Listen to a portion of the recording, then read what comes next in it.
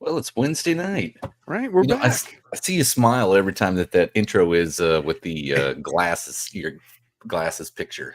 Oh, yeah, that's fine. That's it. That actually picture it was me trying to make my eyes go cross-eyed. It just and the wife took that picture one time, and I was just and we made it was like one of those it was one of those filters that you put Filter. on there. Yeah, yeah, Gotcha. Well, yeah, tonight's Wednesday night, so welcome everybody to another Wednesday night tech talk. yeah. The only tech talk that gives you tech, Actual but tech, like real tech, real live yeah, tech. yeah, actual tech stuff. So In I've the chat, actually yeah. huh? When you go through the names real quick, I actually have a little announcement to make. Oh, okay. Yeah, Well, I guess I'll run through the names now then. yeah. Go for it. At the top of the order, LP94 Lars is in here. John Wilburn with a wrench, checking in with some eyeballs, Nice. making sure that we're good to go. Fab Race Mod Repeat. Let's see, Max Wedge Dick Dastardly, Slant Daily Garage. What the heck? Yeah. Michael Schmidt. And Michael Schmidt sent me a Facebook message a few days ago. So I wanted to thank him for that. Nice. Let's see. Mrs. One-Eyed Cat is in here. Clayton's Toolbox made it Wednesday night. And Schweers and Gears. Blue Grit Garage. Hey, everybody. How's it going? Unity Motorsports Garage. Andy is in the house. Nice. What's up, Andy? Yeah. Let's see. Dead Pedal Motors says, hello from Hot Rod Power Tour. Nice. Well, yeah, sweet. Having fun already. They came by your area today, didn't they? Or was it yesterday? They were in Nashville. Yesterday and today. Oh, okay. Yeah. I think they were leaving this morning. Let's see. Danny Boyd is in there. Levi's Backyard Performance is here. Nick the Van Man. What's up, everybody? I actually got to see Nick today. He repaired some exhaust for me on my S10. Nice. Let's see. Aunt D. Hello from Western Massachusetts. And I think that's it. That's everyone. Let's see. Dead Pedal Motors says yesterday was Nashville. Today it was Louisville. Oh, okay. Yeah. So, yeah, they were leaving this morning. I saw a bunch of them out by the interstate when I was on my way up to see Nick the Van Man. I was going to ask, did you at least go to where their path or their route so you could watch them go by? I did not. And I could, to be honest with you, I could almost care less. But oh, really? It's not. Yeah, Hot Rod Power Tour is not my thing. I did it in 2003, and it was like, it wasn't an utter disappointment. It was just like, once you go to one, you've seen them all. What's the draw? What is it? Is it just like a traveling car show, or is it? It's a traveling car show. That's literally it. And then they had some cars that went up there to break the dyno, and that was really about it. Oh. I mean, I was in 2003. I was the guy that had the most fun because I bought a tent and I tented it the whole time. And I set my tent up in the parking lots where, like underneath the lights, they normally have like a grass patch to separate the parking lots. And that's where I'd set up at. And then I'd break out some beers and watch everybody. I'd beg them to do burnouts as they went in front of the tent. So, and it ended up being like, let's see, the third night or something. It was like half the freaking people that did the long haul were out there doing it. So it was a good time. Yeah. That's awesome. Yeah. Dead Pedal Motors says massive turnout, some impressive home built stuff. That's cool. That's good. See, that's what I was getting at, is if it was a car show or if it was like the high end stuff, or was it like actual like people like us where it's a mixture of all of it, actually. Oh, okay. The Van Man right here says it all. Yeah, 3 of them ended up in my parking lot limping broken stuff in this morning. So, and like a lot of these cars, they probably don't get this many miles on them in a whole entire year. Mm-hmm. It's literally like this one event, and then they'll just take them to some local car shows and stuff like that. But, Dead Pedal Motors is saying lots of breakdowns, wrecks, traffic issues. Yeah, see, when I did the Hot Rod Power Tour, I thought it was going to be kind of a little bit more interesting than what it was, and that's where I actually met Freiberger, and he didn't really like my opinion because he asked me, and it was right before they did Drag Week. And, it was right before the announcement of Drag Week, the first one. And he asked me what I thought about this concept. And I said, well, it'll be fine for the first 2 years. And then it'll be people have home built stuff that are built specifically just for that event. And it's going to be a bunch of ringers. And he looked at me like I was stupid, but I mean, that's literally what happened. And that's what happens to every class, right? Yeah. So, Southeast gassers. Look at that. yeah. Don't even use the clutch pedal anymore. Right. Dead Pedal Motor says it's good for seeing stuff you have never seen before and talk to people from all over. Lots of Canadians here, which surprises me.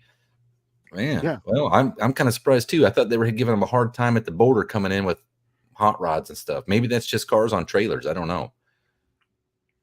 Yeah, I heard that there was a big to do about Nashville because they parked them on dirt, I guess, or on the grass, and there was like a dirt road or something. A lot of cars got really messed up from that. Oh, that's probably the dirt out in the parking lot. Yeah, because they come in on asphalt, but you can't get everybody on the asphalt. Yeah. So Andy says a burnout tent. I like it. Yeah. Right. Yep. And I also had way too much to drink like every day. And that didn't help. So I was hungover most of the time. Perfect. But it was actually a pretty good time. Let's see. That was before I was married. That was the height of my singleness. So I was hitting on every.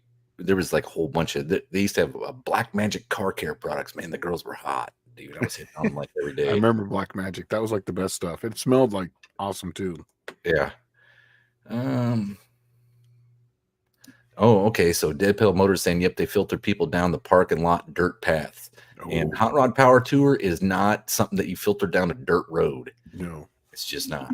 There's a lot of high-end cars mixed in with the regular home built stuff. But I mean, even the regular home built stuff has $10,000 paint jobs on them.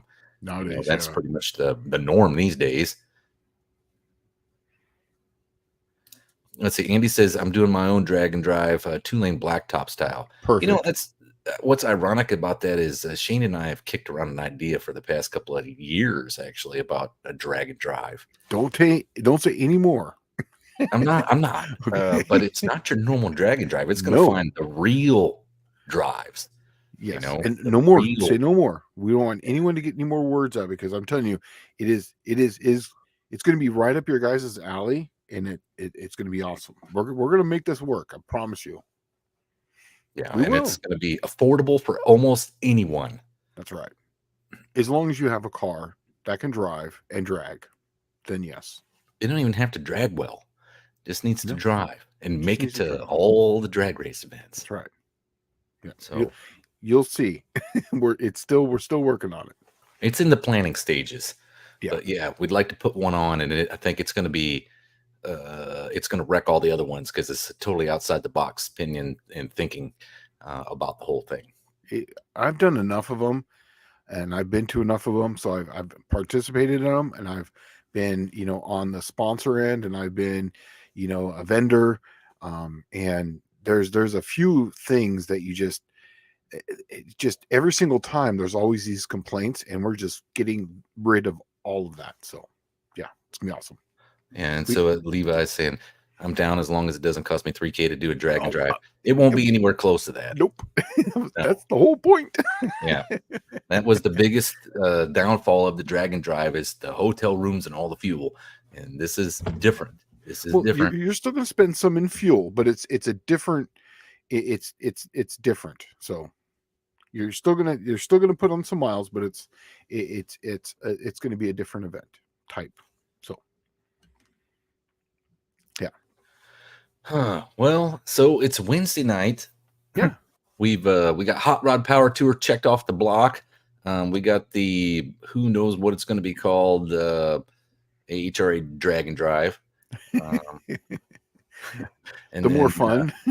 Yeah. And we haven't got any tech questions yet. I do have an announcement. I'll say real quick. Oh yeah, sure. Go ahead. So maybe I should be saying this, maybe I shouldn't, but you see behind me TCI. I've been doing TCI transmission since I moved from San Diego to Tennessee. That's basically what I've been doing is, engineering stuff. And I've done other things too, along the way.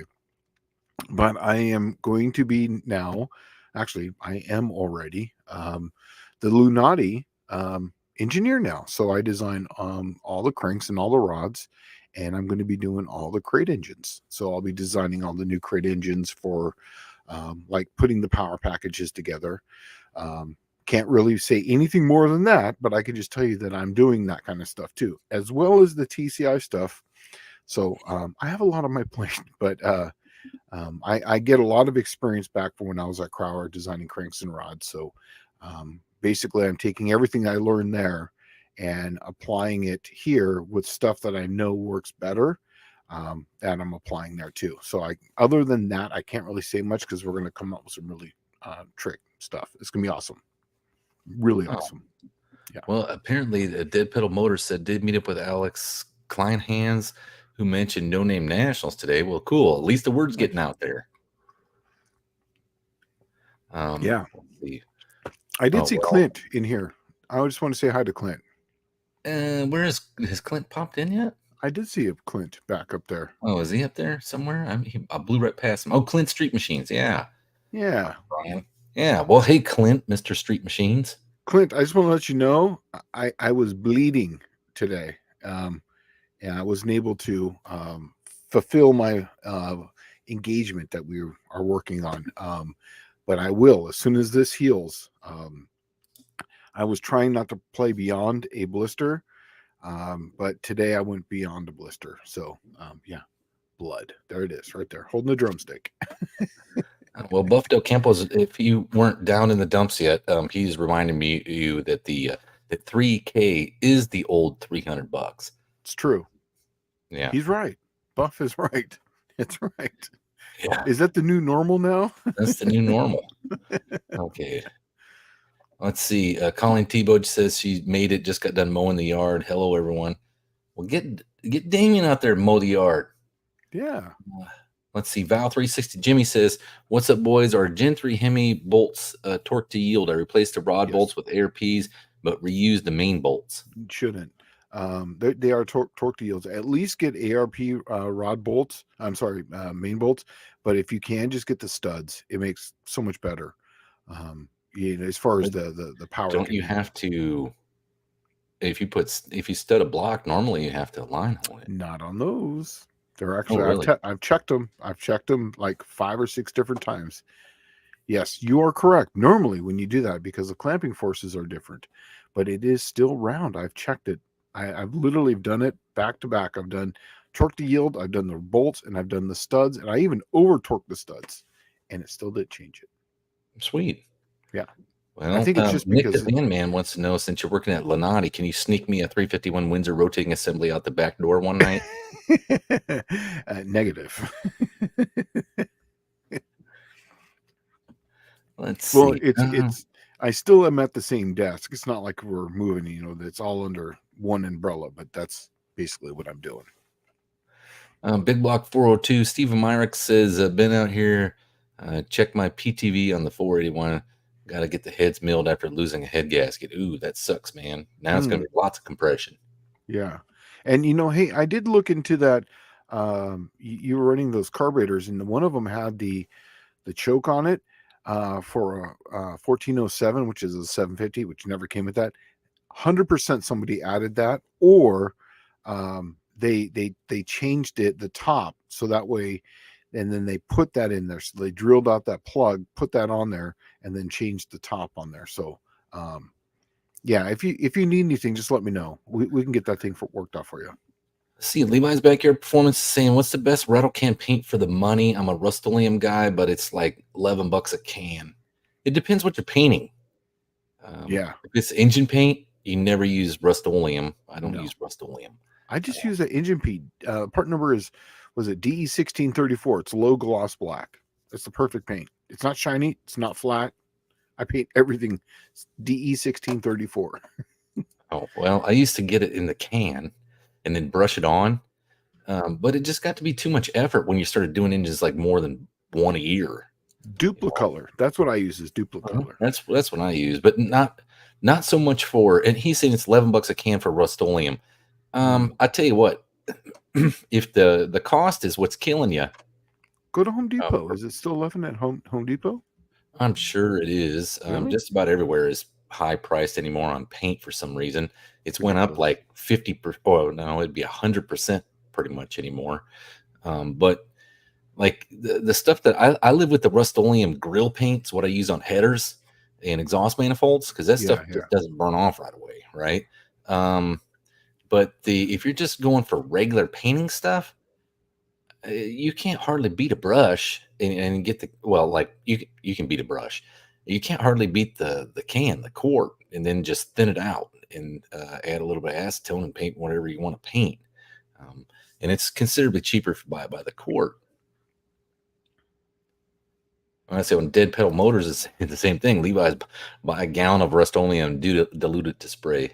Yeah, and that's actually how I painted my cage. Is I got the paint on stuff, and I learned something new about painting because I don't know anything about painting because I've never had to do body work.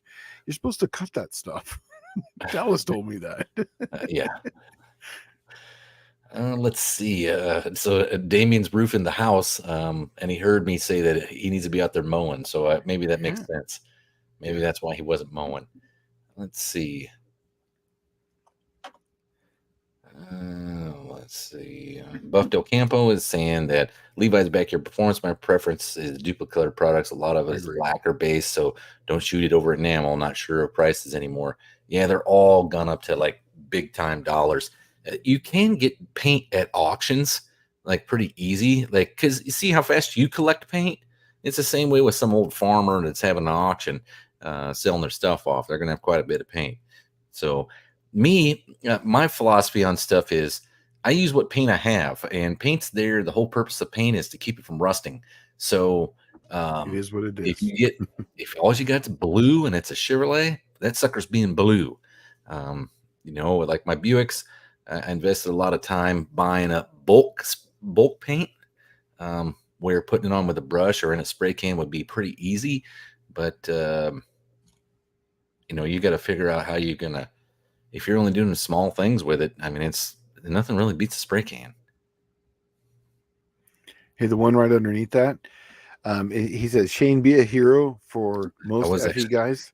Make a 3.78 stroke steel crank. Here's the thing is that I'm just the engineer. I'm not the project manager, but all these are valid. And in fact, what I'm going to do is I'm going to go full Wilburn here, but I'm actually going to take a picture of this. There we go. I have a picture of it now. So that way I can present it tomorrow and say, hey, this is what people are saying on our live chat, what they want. So there you go. I will present that. Well, isn't the 378 stroke, isn't that the one that came in like 427? I don't speak Ford. I don't speak a lot of Ford. So okay. I don't know. I don't know on that one. Andy's saying that he found the same thing with his Boss 351 Windsor block, is that he measured both with the same with the bolts and studs. Mm-hmm. So yeah, and I even tried it on my block here in the Cookie Monster. I put bolts in it. I always wondered if it was a rumor.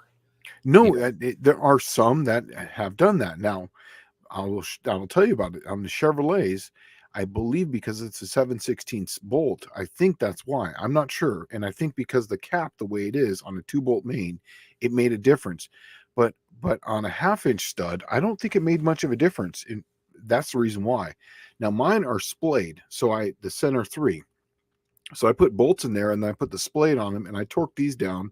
Then I even put the studs in there and I torqued them at 85. I torqued them at 90, 95, 100, and 105. And it didn't change the bore out around at all. In fact, I left it in there while I changed the torque and it didn't move at all. So it didn't make any difference. But remember, those are big caps. Those are the Mylodon splay bolt caps. So then I did it on the 2 ends. Now the back end on a Mopar is a big thick one. So then I did it on the front. That's a factory one.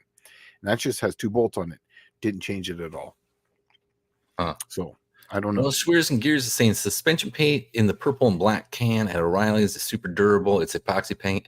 To tell you the truth, I've already found one of those that I jump all over every time whenever I buy black paint and I'm going to spray paint something. You go to Walmart, in the back they have one that's called an appliance epoxy, and they got black and white, and that stuff lays down so nice, and it's pretty dang cheap. Yeah. Let's see. Big Block 402 saying I got the tunnel ram with those 750s on the junkyard 402 right now, and they work. I'll have the 41 back in soon. Man, that's some overkill for that little 402. Yeah, there was. I actually have a video of us. Is it this one? No, it's. I have a video of us going down the track together. Yeah. Here we're gonna go. We're gonna go John Wilburn. Who's that? Me and you? No, no, no, no. This is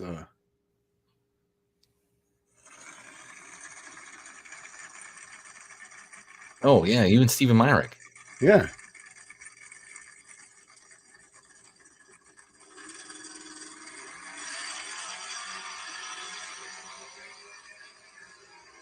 That was at Yeah, Candy Newport. Cane's getting up and dancing pretty good.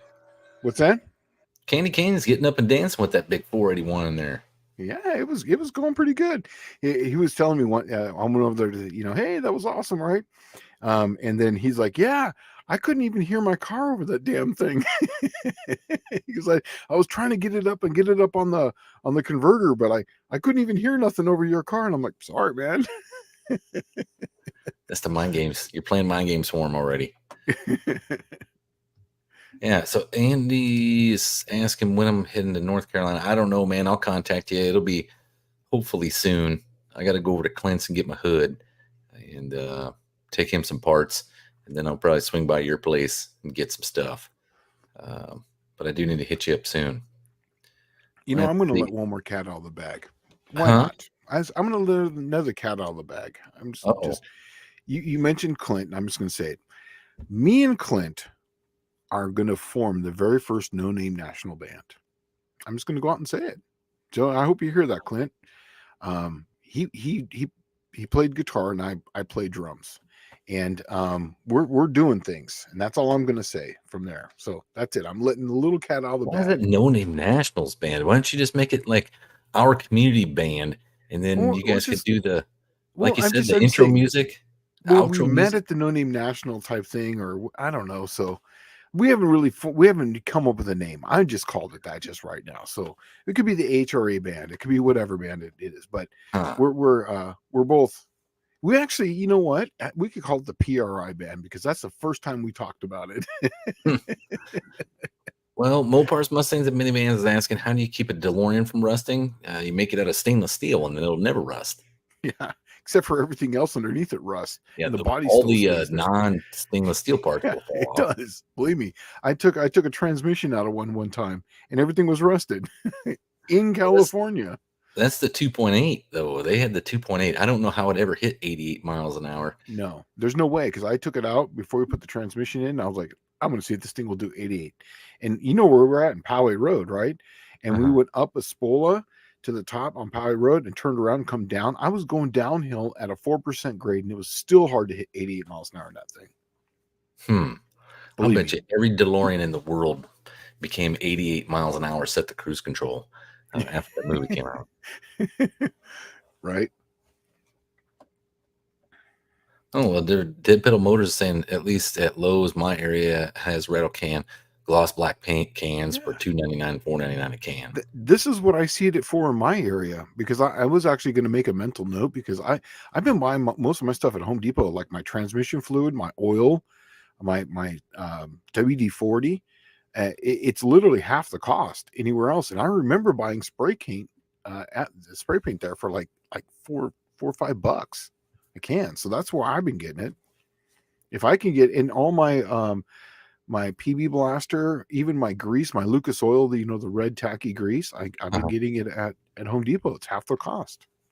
I think they do that because that's their loss leader.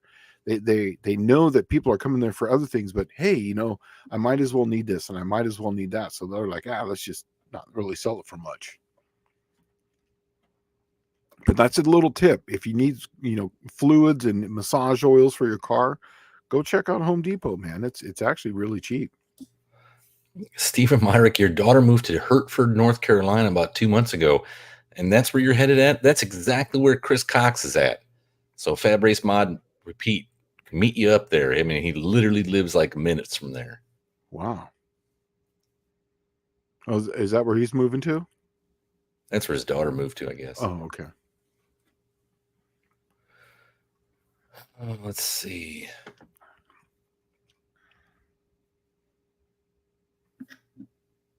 Okay, so Fabrice Mind repeats saying chain 100% on the line bore.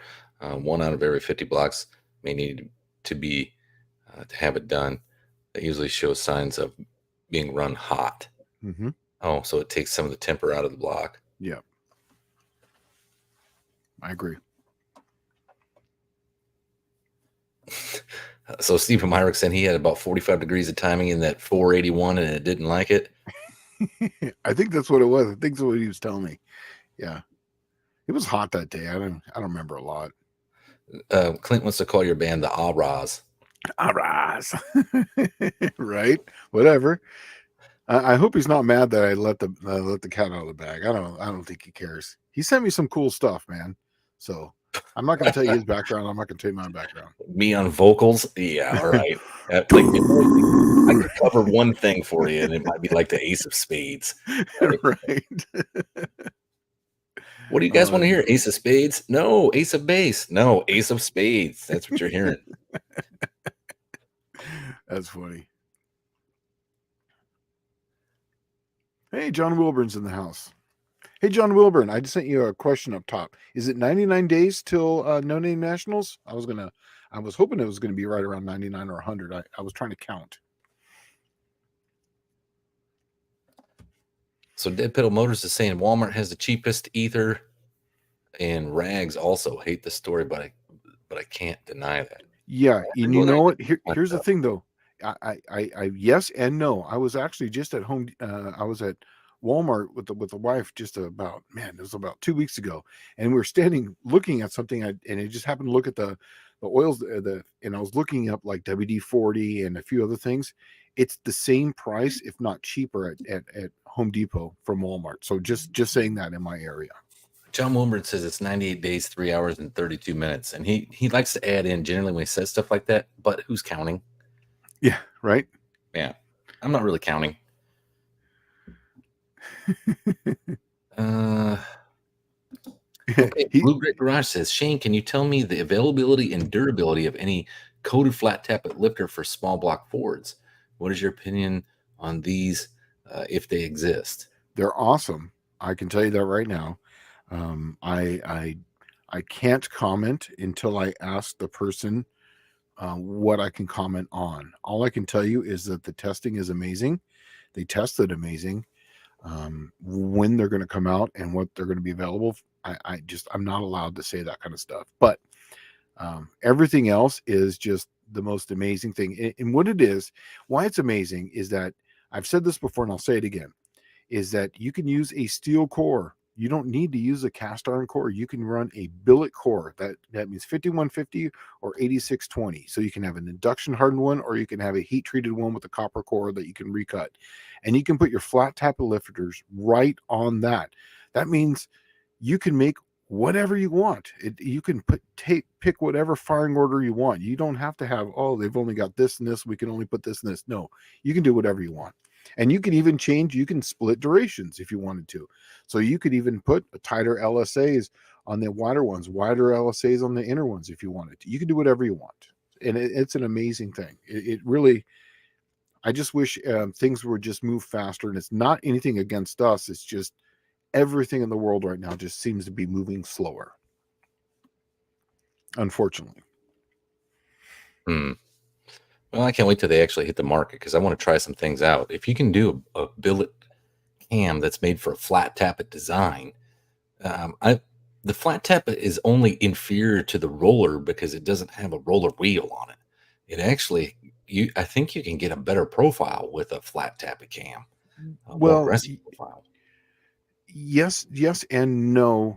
You can be more aggressive depending on the foot. So now a 904 and a 1-inch lifter, you definitely will have an advantage because the wheel can only get so big. But if you can run, like, say, on a lot of the pro stock ones where you have a really big diameter wheel, it's the bigger the wheel, the better it is. But because most of them are going to be stuck to an 800 thousandths or an 812 or an 850. An 850 is the most superior one right now if you can. So hey, so Mama M said, "Shut up, Shane. It ruined my day to see that short." What? I don't know. That's Colleen Tebow. Oh, okay, got it.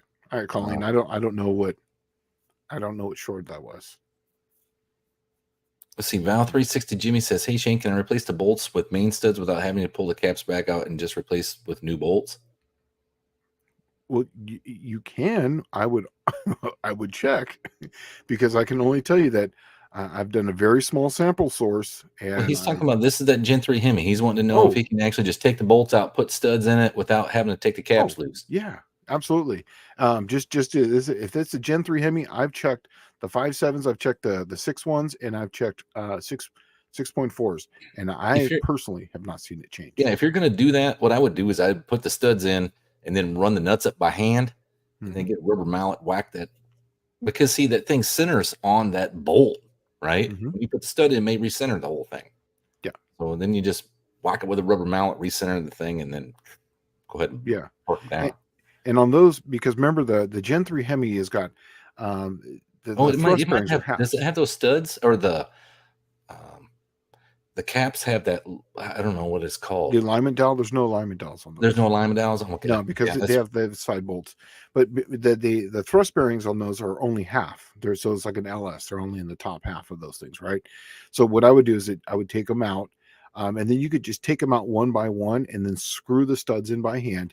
Leave out the side ones, and then and then torque them down just like you would normally do, and then put the side ones in, torque them down, and then make sure you put your little yucky pucky on them so that way it doesn't leak, and call it good. And then rotate the crank. Here's one thing too, is that you can test it just by rotating the crank and seeing how much drag is on it. Change the studs and then do another rotation. You will know just by doing that if you have a problem or not. right. It'll bind. You'll feel it. It'll Yep. change. Michael Schmidt says, "Comp cams, will they continue to regrind cams into the future, or is that service on its way out in favor of selling new cams?" Well, the whole idea of this is so that way we can regrind cams, so that way you don't have to keep constantly buying a new cam. So I'm assuming the service is always going to be there, because the whole point of this is so that way you can get a flat tappet cam, put it on your billet core, and then you can send it back in and you can have it recut, have it heat treated and sent right back. Well, and technically, you should be able to reuse the DLC lifter. So Yeah, Blue the Grid Garage is DLC saying most lifters. likely not available for the No Name Nationals. These things have been in the works now. Shane told you about them, I think, when he got the thumbs up to tell you about them, and I think that was probably 2 years ago or 18 months ago. Yeah, the 842s I believe are out. That's for the small block Chevrolets, right? 842 is GM, yeah. Yep. So yeah, I believe that's out. Other than that, I can't really comment on it. There's just the biggest thing is just availability of parts. That is the biggest problem right now. Oh, raw materials and stuff too, Mm-hmm. right? It's I'm the raw sure it's materials. across the Really, it's board. just the raw materials to get stuff. Hmm. All right. Hippie Miller says, "I got one for you guys. 04 Ram 2500 with death wobble. Everything has been replaced, and I mean everything, and it still happens. Any suggestions what to do with it?" Okay, is this a 4-wheel drive or is it the 2-wheel drive? Mine had it with the 4-wheel drive, and mine was the steering stabilizer and the steering bushings. As far as the on the drag link, and I replaced those and fixed it. It was Well, literally I had a Ford that had it, but I just got a steering stabilizer off of 1 ton and put it on there, and then got yeah. rid of it.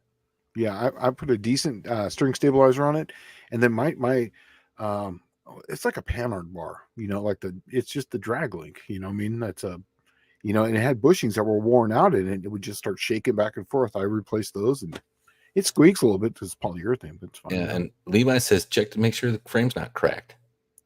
Yeah, well, that's a good one too. I Yeah, didn't think of that.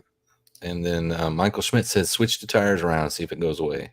Yeah, now that was another thing too, is that on mine, I had the first time this happened, I was having a tire that was separating. Now it says Oh, 4x4. Okay, so check that arm. There's an arm that's going to go from the passenger side down to basically the driver's side on the axle. Those bushings that are in there, mine were shot because the diesel will leak oil onto it and they're rubber and they'll just eat up. Rock Auto, you can get the polyurethane ones, and they just press right in. You just hammer those out, press these in.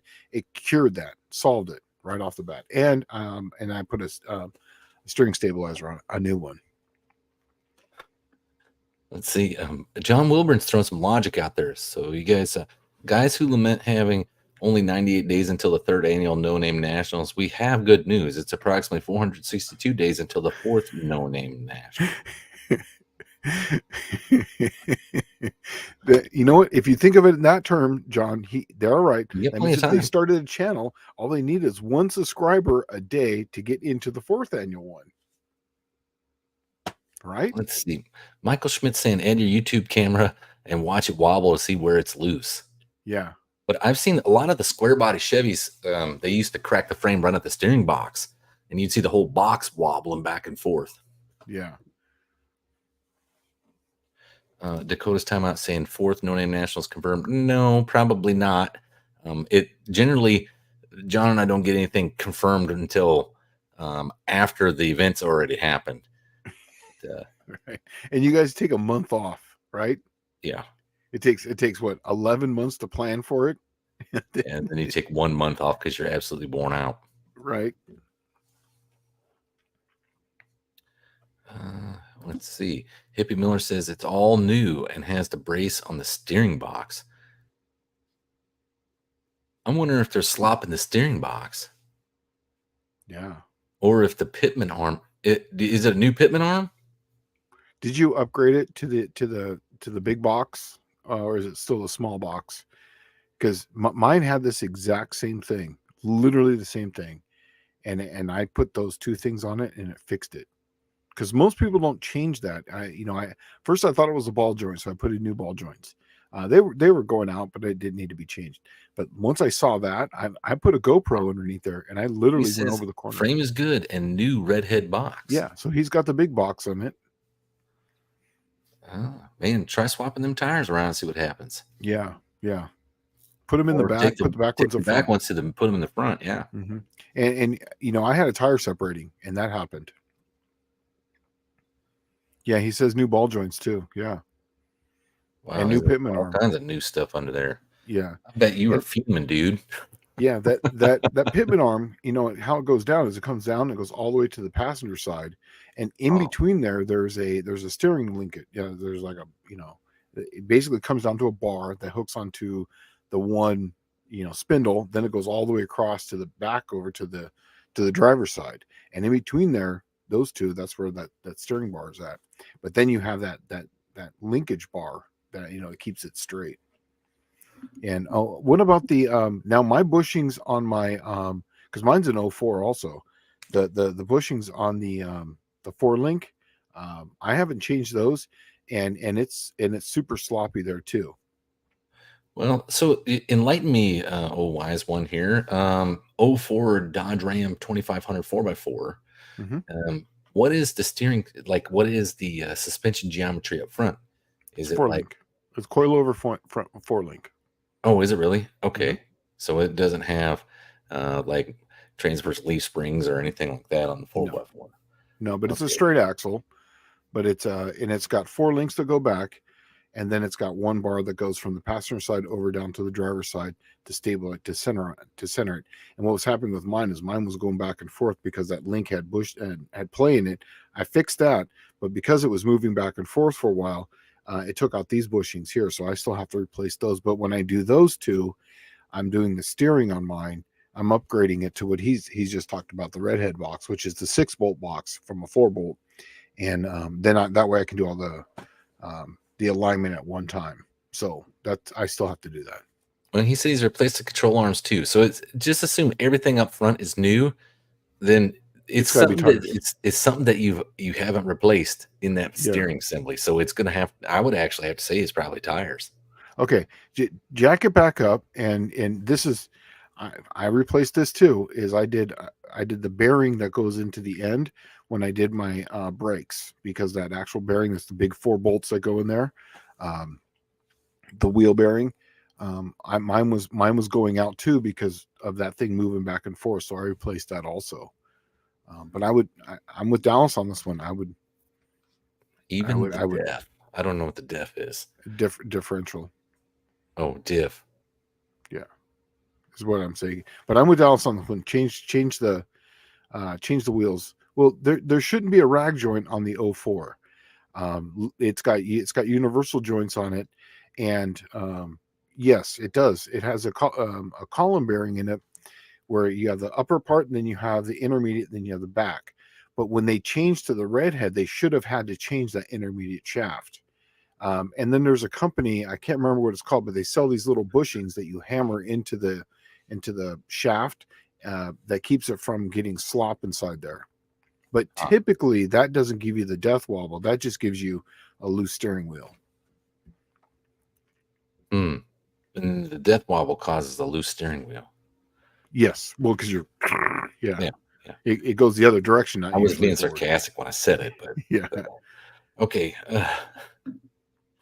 Let's see. All right. Well, since we haven't nailed down the death wobble for Mr. Hippie Miller, anybody have any other questions?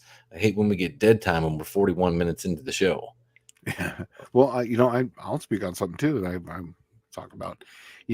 Everyone knows that I've been getting this nitrous thing set up, and I had some instances. Oh, all right, go for it. No, go ahead and finish up.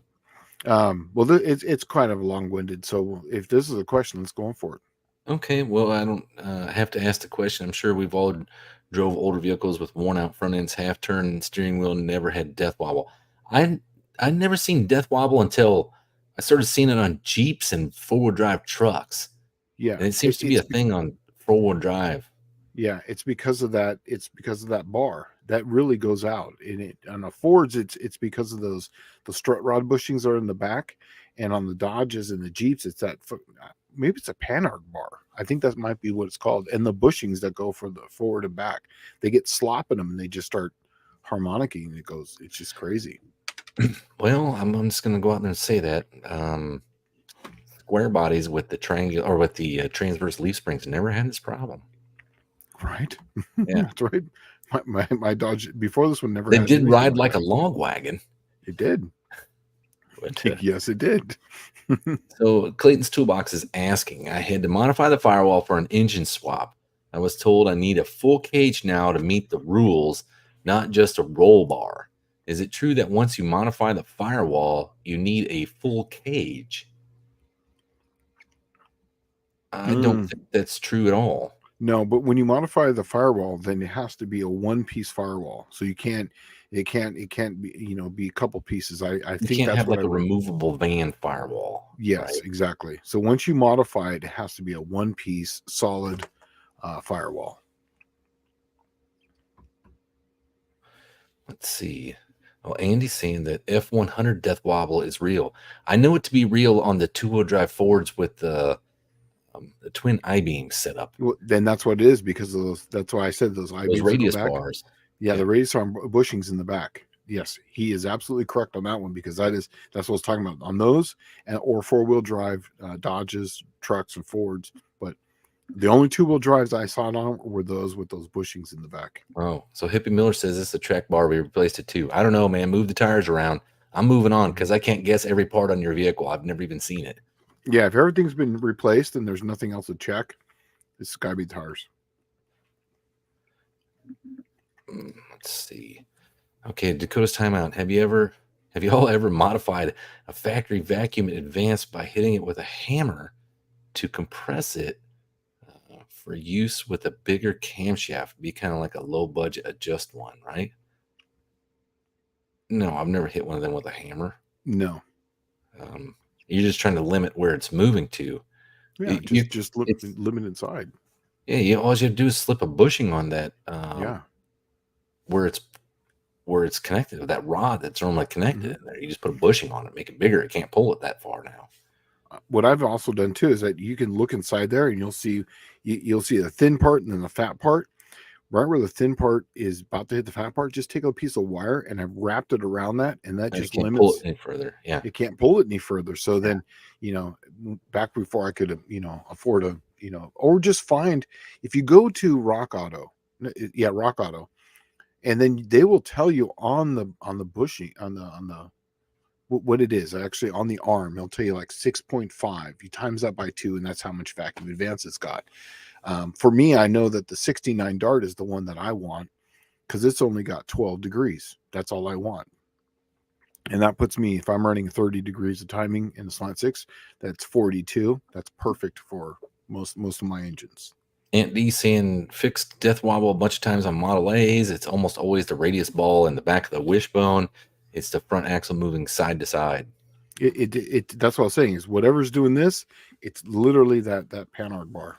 So, and when I said that add a bushing to your vacuum advance, there's a couple of ways that you can do that. Sometimes they have it, they sell a bushing. You can just go get it, right? And if you're cheap and you want to just try something out, just get some heat shrink tube, shrink it down over that thing, and then put another heat shrink tube on it, shrink it down again, then put another heat shrink tube on it and shrink it down. You see where I'm going with this, and you can build your own bushing, right? But it won't last for so long. But at the same time, if it's a big cam, you should be running a vacuum advance anyways. Right? It's a big cam. I always run the vacuum advance. Yeah, I never, once I got over something that was like, say, over 230 degrees, vacuum advance came off. Well, when I went to EFI, that went away, but yeah. Full race stuff, I don't mess with it at all. Yeah, I lock it out. But if it's over 230 degrees on a small block Mopar, I just get rid of it. If it's over 250 degrees, I just lock it out. Leave it alone. John saying that Dakota, we don't give away a sorcery award on this live stream. Right. The wizard. I am not the wizard. Man, had everything not went crappy, we wanted to have a booth at PRI where that was just a wizardry booth. Yeah, wizardry. You know what I mean? Sorcery. Like in sorcery. Does it work? Can it work? Let's see. Max Wedge Dick Dashley says that 78 Ram Chargers did death wobble. Stabilizer steering shock fixes it. Yeah. Yeah. He is right. Mine did death wobble. Well, it wasn't crazy, but it did. I put twin shocks on mine, took care of that. I had a Ram Charger. I love that. I'm definitely gonna have another Ram Charger one day.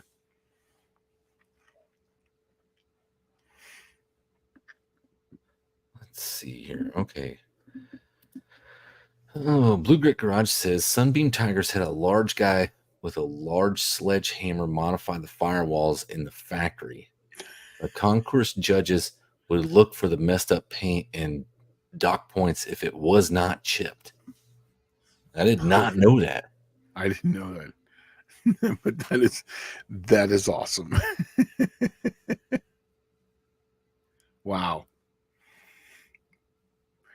So people who own Sunbeam Tigers, do they sit in the bar at night saying, I've got 10 chips of paint. You only got 9. So mine's better. You had the small guy. When you got 10 chips of paint, you had the small guy. The big guy was still on a break. Yeah, that's right. Off. You can actually see the dimple mark right here. Look at that. That was a good swing. No, I can see that, though. That's like the Amelia Island concourse stuff. Yeah. Where they have the wax China marks on the rear end housing and firewall and all that. That'll never be me. That'll never be me. And they're like I said, in this hobby, there are all types. That's one I just don't understand is how original, even what their concourse original, that is so far beyond original. Remember, these things back in those days were just literally built and shoved out the door. So how do we know what was correct? Maybe the very first one had all this stuff, but the rest of them, that Joe Blow was, having too many beers that night and just like, man, just get this thing out of here. I don't know. I just never saw it as, how did they know that that's exactly what it was every single time? I have no idea. I've never been into that. I tell you, I went to one car show, showed one car I owned in a car show. And this guy was like, oh man, why would somebody put headers on a 350 Buick? What a waste, blah, blah, blah. It ruined this car. And I'm like, ruined the car? I mean, it's a damn 10.5 to 1 compression 350 Buick from a 70 Skylark in a 72. It's not even the right engine. Who cares? Yeah. But And then I started thinking like, and it actually stuck in my craw. This dude was like bagging on my car as he's looking at it, and I'm thinking to myself like, what'd you drive here in? Yeah, 95 exactly. That's what I Geo would say. Metro. Yeah. Yeah. Let's see.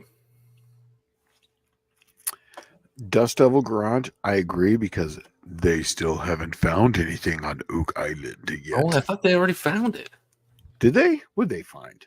I thought they already found it, and this just shows like there's no new episodes coming out. They haven't found nothing. That's just because they shut down and they're waiting for next week. And then, the guy will, find his new way to do his, 4 or his 5 for, you know, you know, a piece of metal. Was it this? Here we're sitting there bagging on the show, and we bagged on this show before on this show. Yes. And one day we're all going to eat some crow, right? Because they're going to be like, we found it, and it's 455 pounds of gold, right? Like, look at this big chunk of gold we found. And everyone's going to go, ooh, and be jealous. I doubt it. I don't know. At this point, they're in what, like season 11? No, they're like on.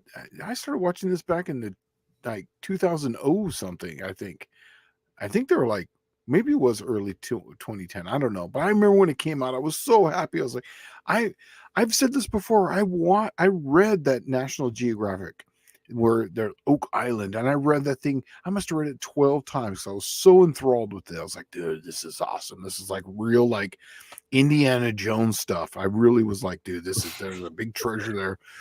And then I even went missing looking for this treasure. And yes. And then I even told Lisa, it's like, yeah, this thing's the most amazing thing ever. I read this when I was a kid and I just been thinking about it ever. And so then the first year goes by, second, third, fourth, fifth, nothing. And now we watch it just so we can laugh that there's still nothing. And in fact, me and John, I'll call him up and I'll say, hey, there was a 4 for, and then he goes, there, I got a 5 for. It's just, I don't know, man. Well, and see, oh man. Well, and Levi's saying that always look at what someone drives as they criticize yours. My Laguna is built my way with info from many, many smart people. Yep. Yeah, and I just don't like the point of somebody bagging on your vehicle when it's not theirs. But Michael Schmidt says, nerve-wracking. I rode in a fully chopped Foost 41 Plymouth with a supercharger taller than the roof and super duper paint and upholstery. Dude was so stressed he opened my door for me. His is too nice for fun. So that's my philosophy is like, there's a point at which you crest where the car owns you. Exactly. And I'll never be that guy. I'll never have the super duper nice paint job, and it just gets used as a regular car because after it's all said and done, that's really all the thing is a mode of transportation. Yeah, the Cookie Monster is only the way it was because someone owed me a favor, and he was in Escondido, and he ended up painting it. And man, I was actually astonished by how good it came out. And I was like, well, this is it. This is and for a long time, I was scared of even touching or working on that car. And that was back in 2001 or 2002. And now it's like, man, that paint's like 20 something years old. Still looks good, but it's like, at this point, it just is. Hey, well, if you're at No Name Nationals, check out the paint on my T-Bird. It's illustrious. It's 1988 Ford factory paint. Perfect. And the only thing painted on it has been the hood, the front fenders, and the front valence because it got wrecked. And I had put a whole new front end on it. That's the only thing that's ever been painted. So the rest of it's just peeling garbage. But it's not rusting yet, so it's not going to get any more paint. Let's see. Yeah. Oh, here you go. That's a great name for a car show. Concourse de Rustulence.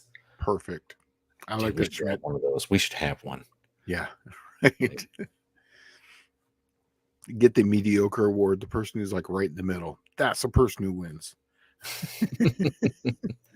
Well, the one I always liked, when we did the first No Name Nationals, I don't think John and I did it for the second one. I don't think we did. Um, we had a Kids Choice Award, the first one, and Yeah, my yeah, kids picked. yeah, and I think it was Jeremy from Bad Tree Productions Yeah, you know in, why? in, It was in the green. It floorboard looked art. like my car. Yeah, That's why.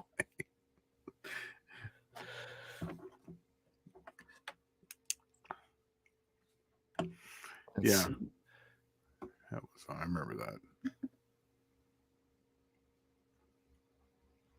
Let's see here. Blue Grit Garage says I was thinking of just getting my '69 Boss 302 that I got from Scrapyard in running condition, leaving it beat up and rusted, and bring it to a show to piss people off. You don't have Perfect. to bring it to piss people off. Bring it to please yourself. Yeah. You know, if it's running and driving, it will encourage you to get the thing out more and do stuff with it. Hmm. That's one of the neat things about running and driving. On my off weekends, I go to a car show here in Coolerville, right? And everything there is this diaper rubbed car, 60 something year old guys who just someone else built it, because we're in that, that type of town, right? Where no one does this stuff. I will drive right up there with my wife's creamy beaver, or I'll take the Lizard King, and I will park right next to their $100,000 car, pop the hood, and people walk right past their car to come and talk to me about a Slant 6 Dodge Dart. Then I drove there with three kids hanging out, Slayer playing, and they're all climbing all over the seats, and I don't care. It's just a car, but I love it and I drive it, I'll park right next to them, and more people come talk to me about my car than their car, and that gets them angry. So yes, take it to them, not to piss them off, but just to make it fun. Make Yeah, it take it to fun please again. yourself. Yeah, make it fun. If it's not fun, then don't go. Don't do it. But you Yeah, go there to have fun and just, and I'll tell you right now, people relate to the drivers rather than the show cars. The show cars, it might as well just be like red velvet around it. unobtainium. Yeah, Yeah, unobtainium. exactly. But Well, your car, they'll come right over. I don't care. Lean on the hood. Sit in the seat. Who cares? well, so Swears and Gears says started the process of bodywork on my '40 Chevy, local retired painter. I've given him the excuse me, fenders, front lower valance, and trunk. He's quoting me 5K more to do the body off the chassis. Mm, So, and that's actually probably fairly low price. super To low. be honest, yeah. Paint nowadays is like in the thousands of dollars, Yeah. right? And I've been telling you, like I did it way back when in like November, December, I was doing paint body work on my '63 Buick Special, and I went in to get a certain paint, and it was $440 for a quart, I think. And I'm like, yeah, but I'm not asking for anything like glamorous, I'm just asking for a base. It's a base coat, clear coat, and it was gold. And the guy's like, yeah, $440. And I'm like, there's got to be a better way than this. So I went home, I thought about it, and I'm like, you know what? I worked at McDonald's when I was in high school, and we would mess stuff up like Big Macs and burgers and, fries and stuff. And you didn't give them out. It ended up being somebody in the back would eat them.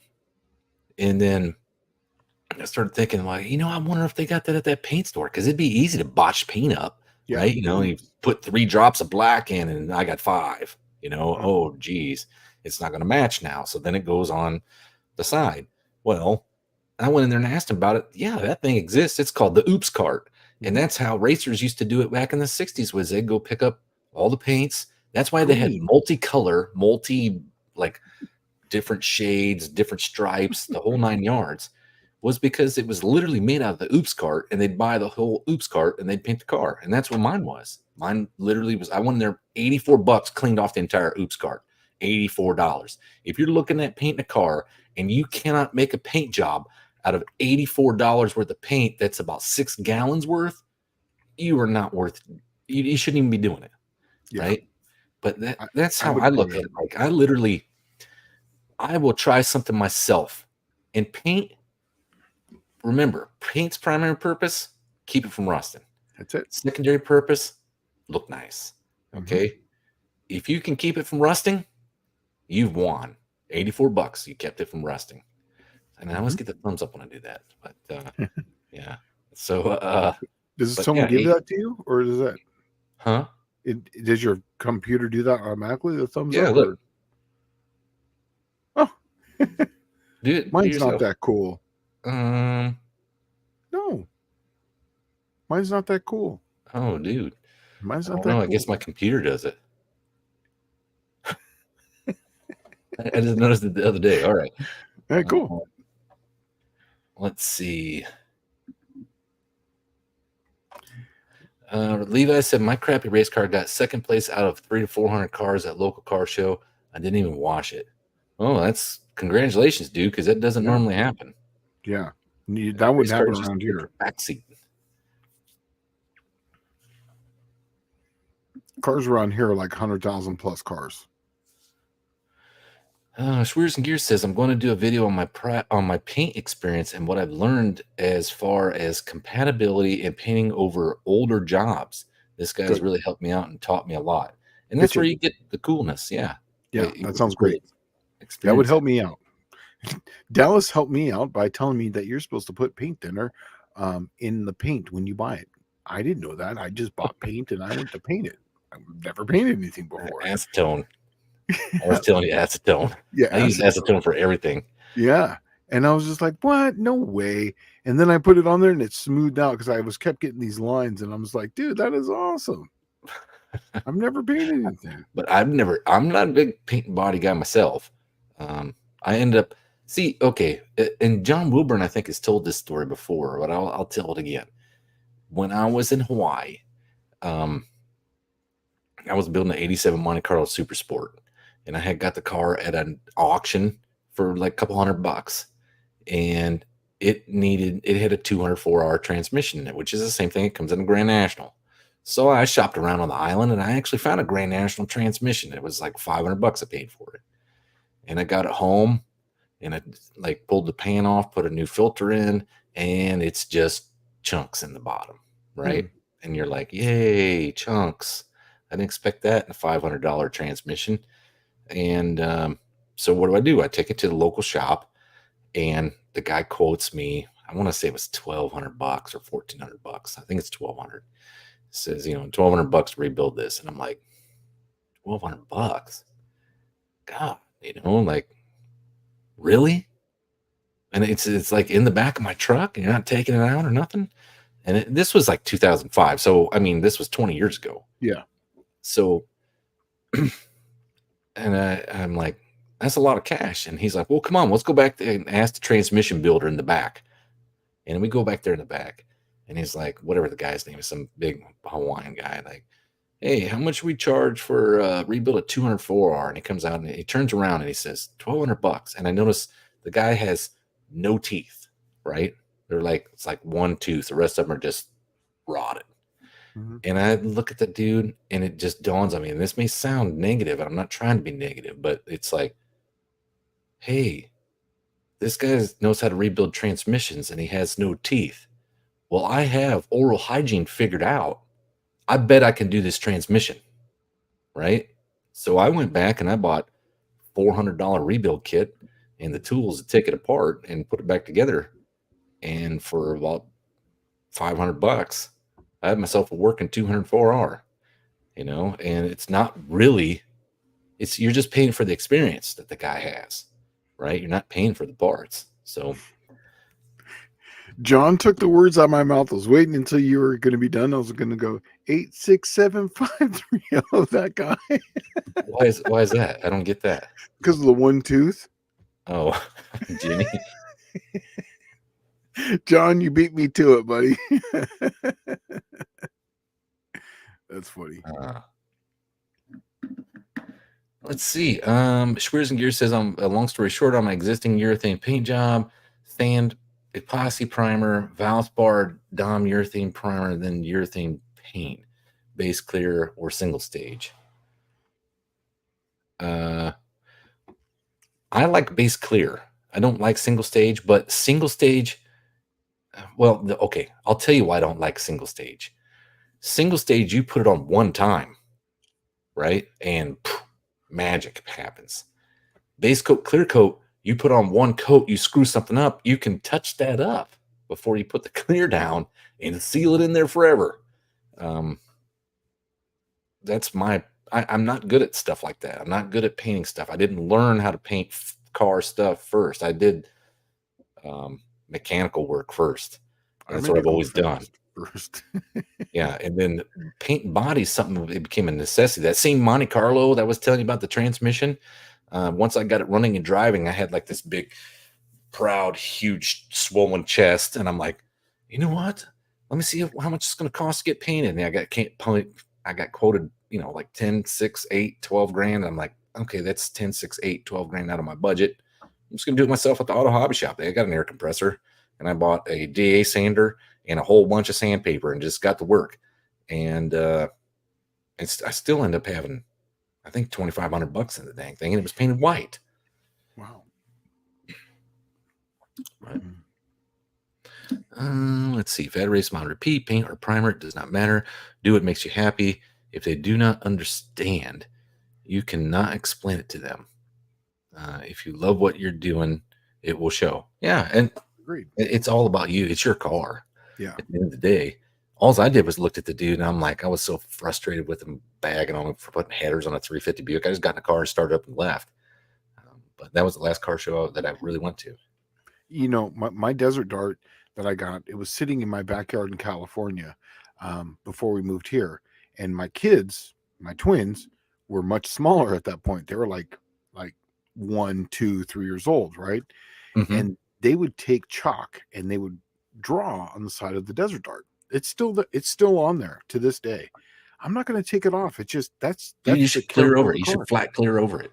I'm literally going to flat clear over it because that is part of the car. That is on there. It just is what it is, and I'm just going to keep it on there. It's got and I don't remember which Disney Cars movie it was. It could have been Cars 1, 2, something else, but Mater was talking about his dents, right? Yeah. And the girl Portia was like, I think that's who was asking him, like, well, why don't you fix that one? He's like, well, no, that's where I did this. And he would explain this story. Yeah. And it's like, dude, you know what? That's true, man. I mean, it's just cosmetics. Right? The car is dead straight. The car is perfectly straight. There's no rust on that car. There's no dents. There's no dimples. There's no nothing. It just has the old paint from the desert. That's, whatever it is. And then my kids' chalk marks and handprints all over it. And I'm going to clear it right over it and just call it good. Well, when I got out to San Diego and we were racing out there with the 10.5 NA guys and all that stuff, I was going to paint my T-Bird there at the auto hobby shop. And I actually dug around, like, what do I want to paint it? And I was going to paint it myself. And I mean, I'm not fantastic at it. Don't get me wrong. Like I cannot do it very well. Yeah. And I started looking at how I was going to paint it. And I came up with, in 1983, Bob Glidden had this badass paint job on an 83 Thunderbird. And it was white, and it had like a light blue to a dark blue fade across the door that said Motorcraft on it. That was it. It wasn't anything special. And it was the one right before the Chief Auto Parts paint job. Okay. Yep. I was going to duplicate that paint job on my T-Bird, but I was going to use flat white, right? Flat white paint.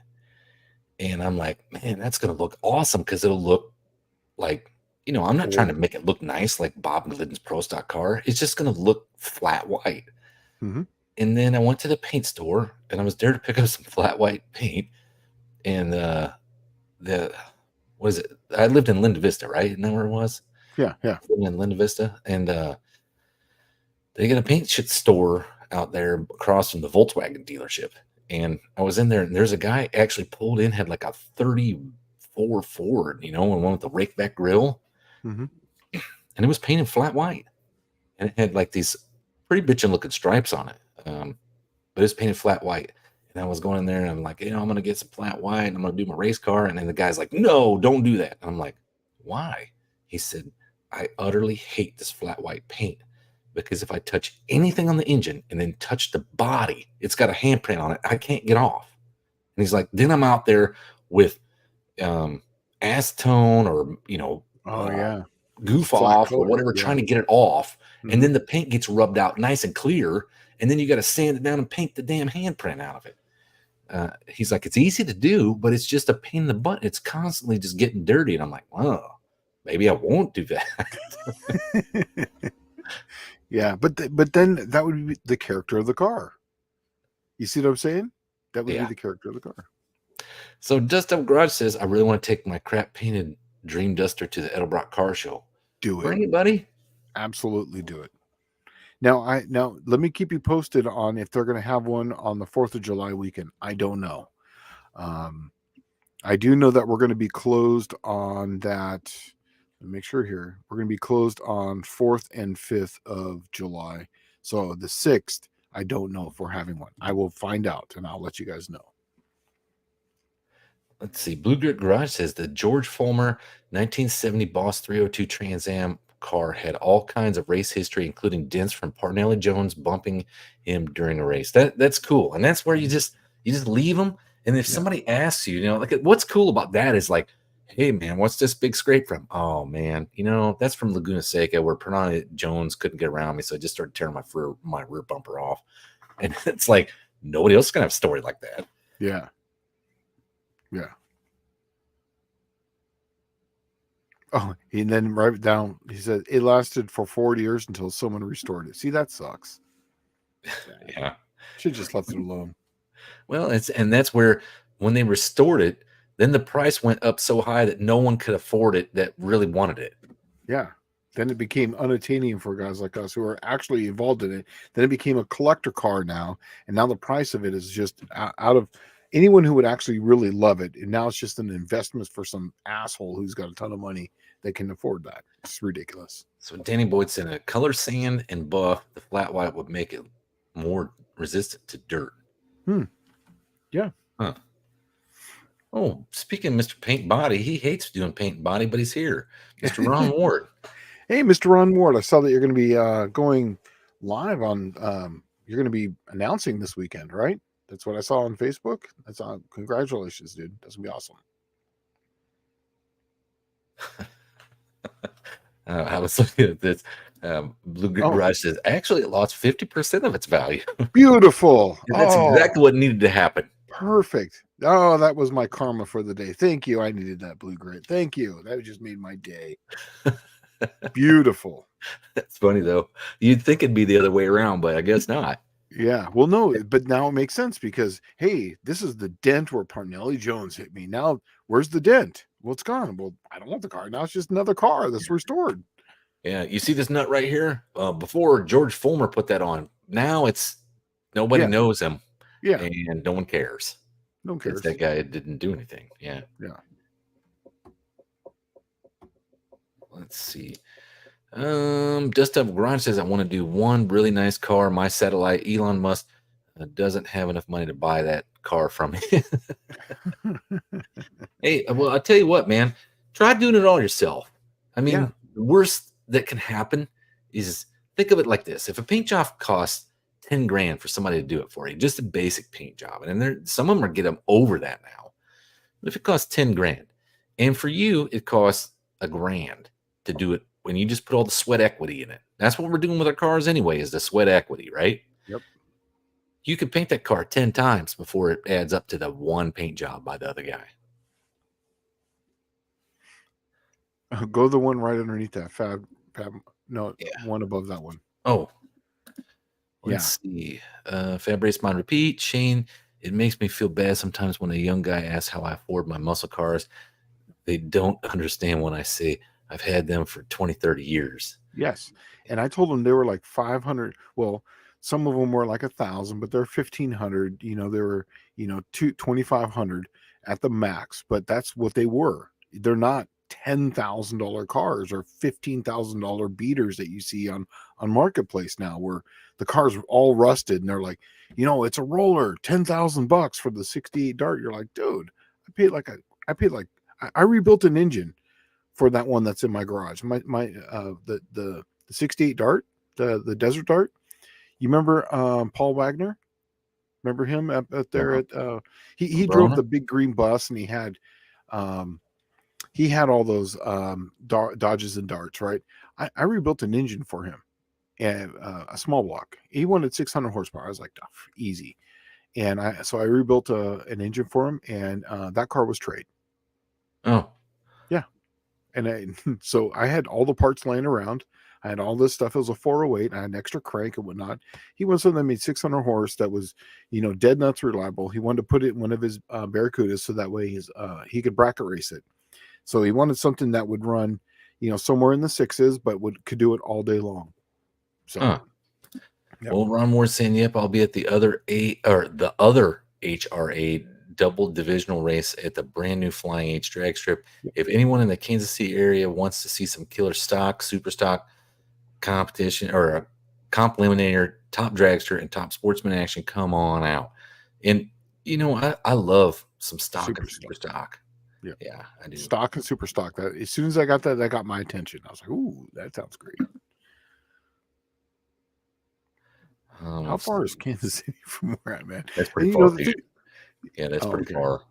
You're probably looking at, well, when you're talking about driving to Texas, right? So you're going to go west to Arkansas, and if you go all the way west to Arkansas to Little Rock and go straight north, now you're entering Kansas territory. Oh man, that sounds terrible. Yeah, well, you're probably 8 hours from that place or more. Okay. But you're also in Memphis, which they don't have a track anymore. So Yeah, but I have 8 drag strips within 2 hours of my house.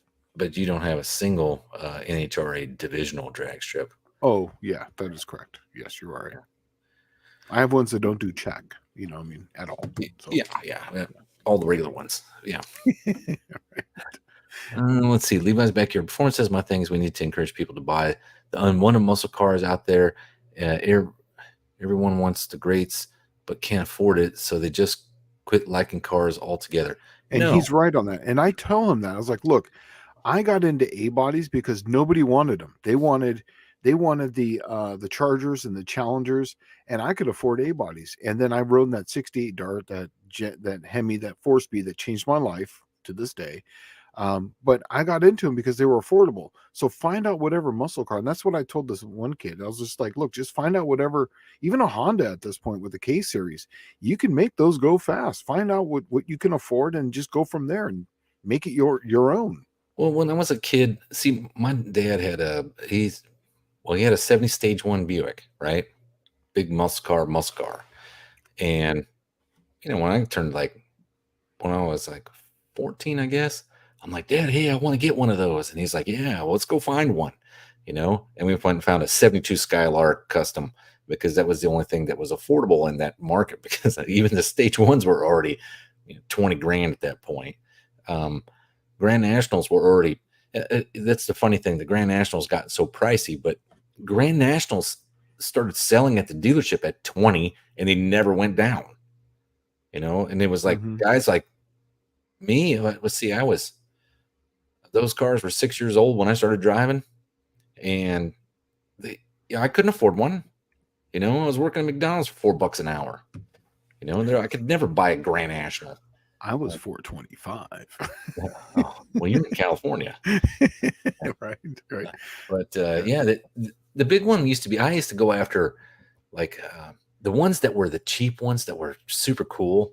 Was if you were big into A bodies and you liked Chevelle or Grand Sport Buicks or GTOs or anything like that, they had a wagon variant of all those cars, and you could go get a wagon and put like a GS front clip on it, and it would be super cool looking. Yeah. Buick had the Sport Wagon, Oldsmobile had the Vista, but those have gotten to the point where they're stupid money now, the wagons.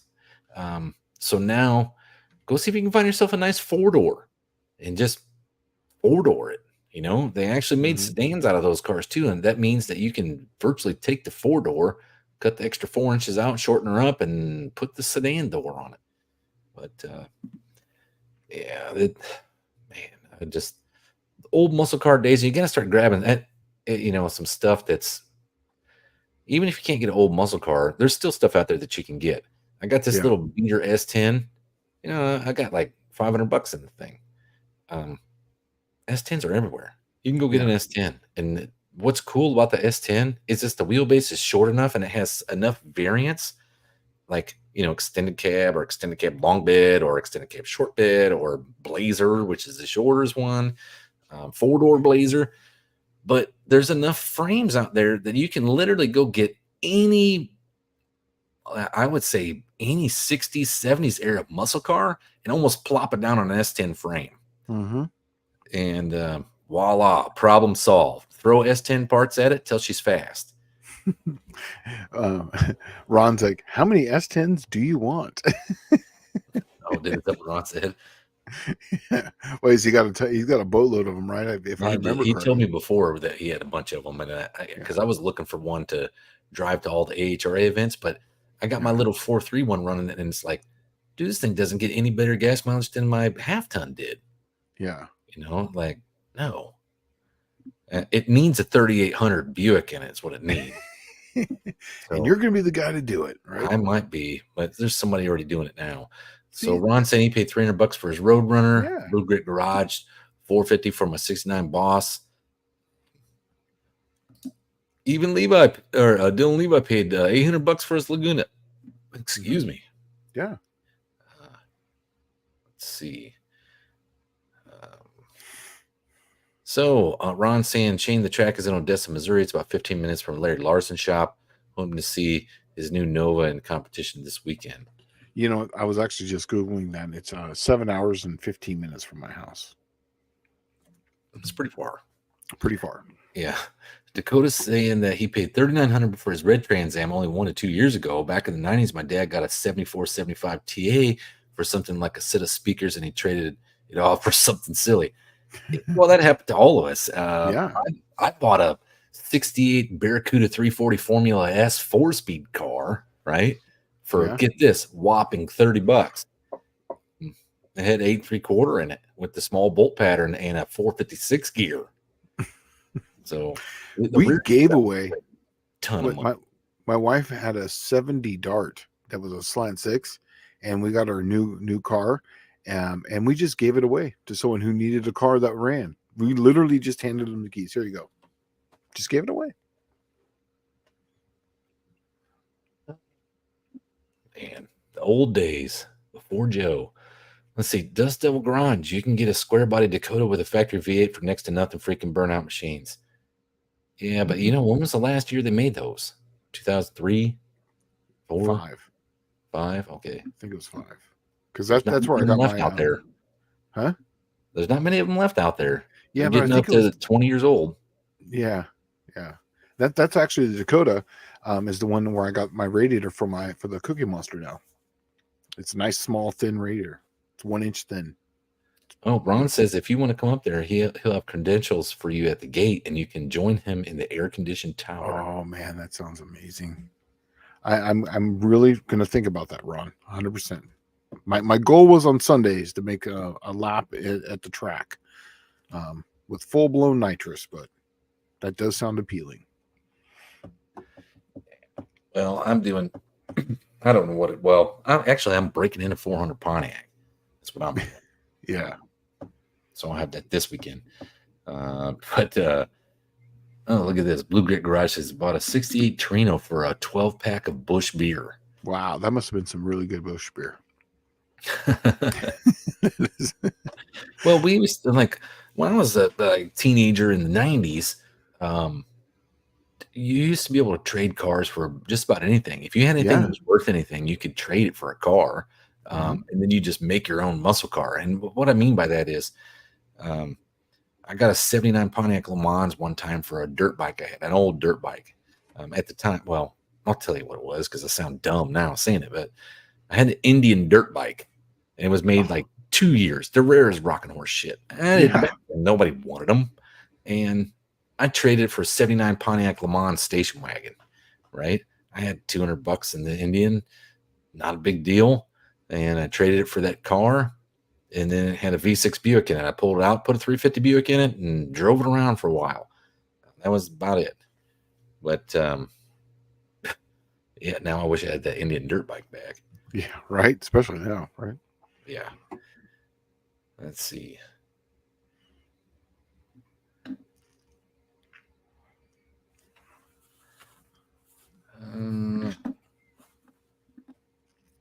You know that well, we got a little. Oh, go ahead. Oh no, Ron Ward was asking, what's the difference between the Torino and the Fairlane Fastback? Isn't the taillights different? And I think the front end is different. I'm pretty certain the one of them was for NASCAR, was made for NASCAR. One of them was just a regular driver. Yeah, that's one of those things. I don't speak a lot of Ford on that one. I don't know. In fact, I've got a guy that at our work that's Ford, and I'll go over to him and sit down. And I'll sit next to him. I was like, "Can you speak Ford for a little while?"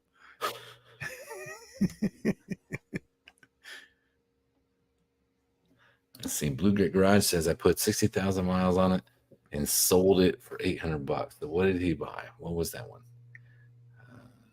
Remember the Mako color? Trino. He got with the 12-pack of Bush.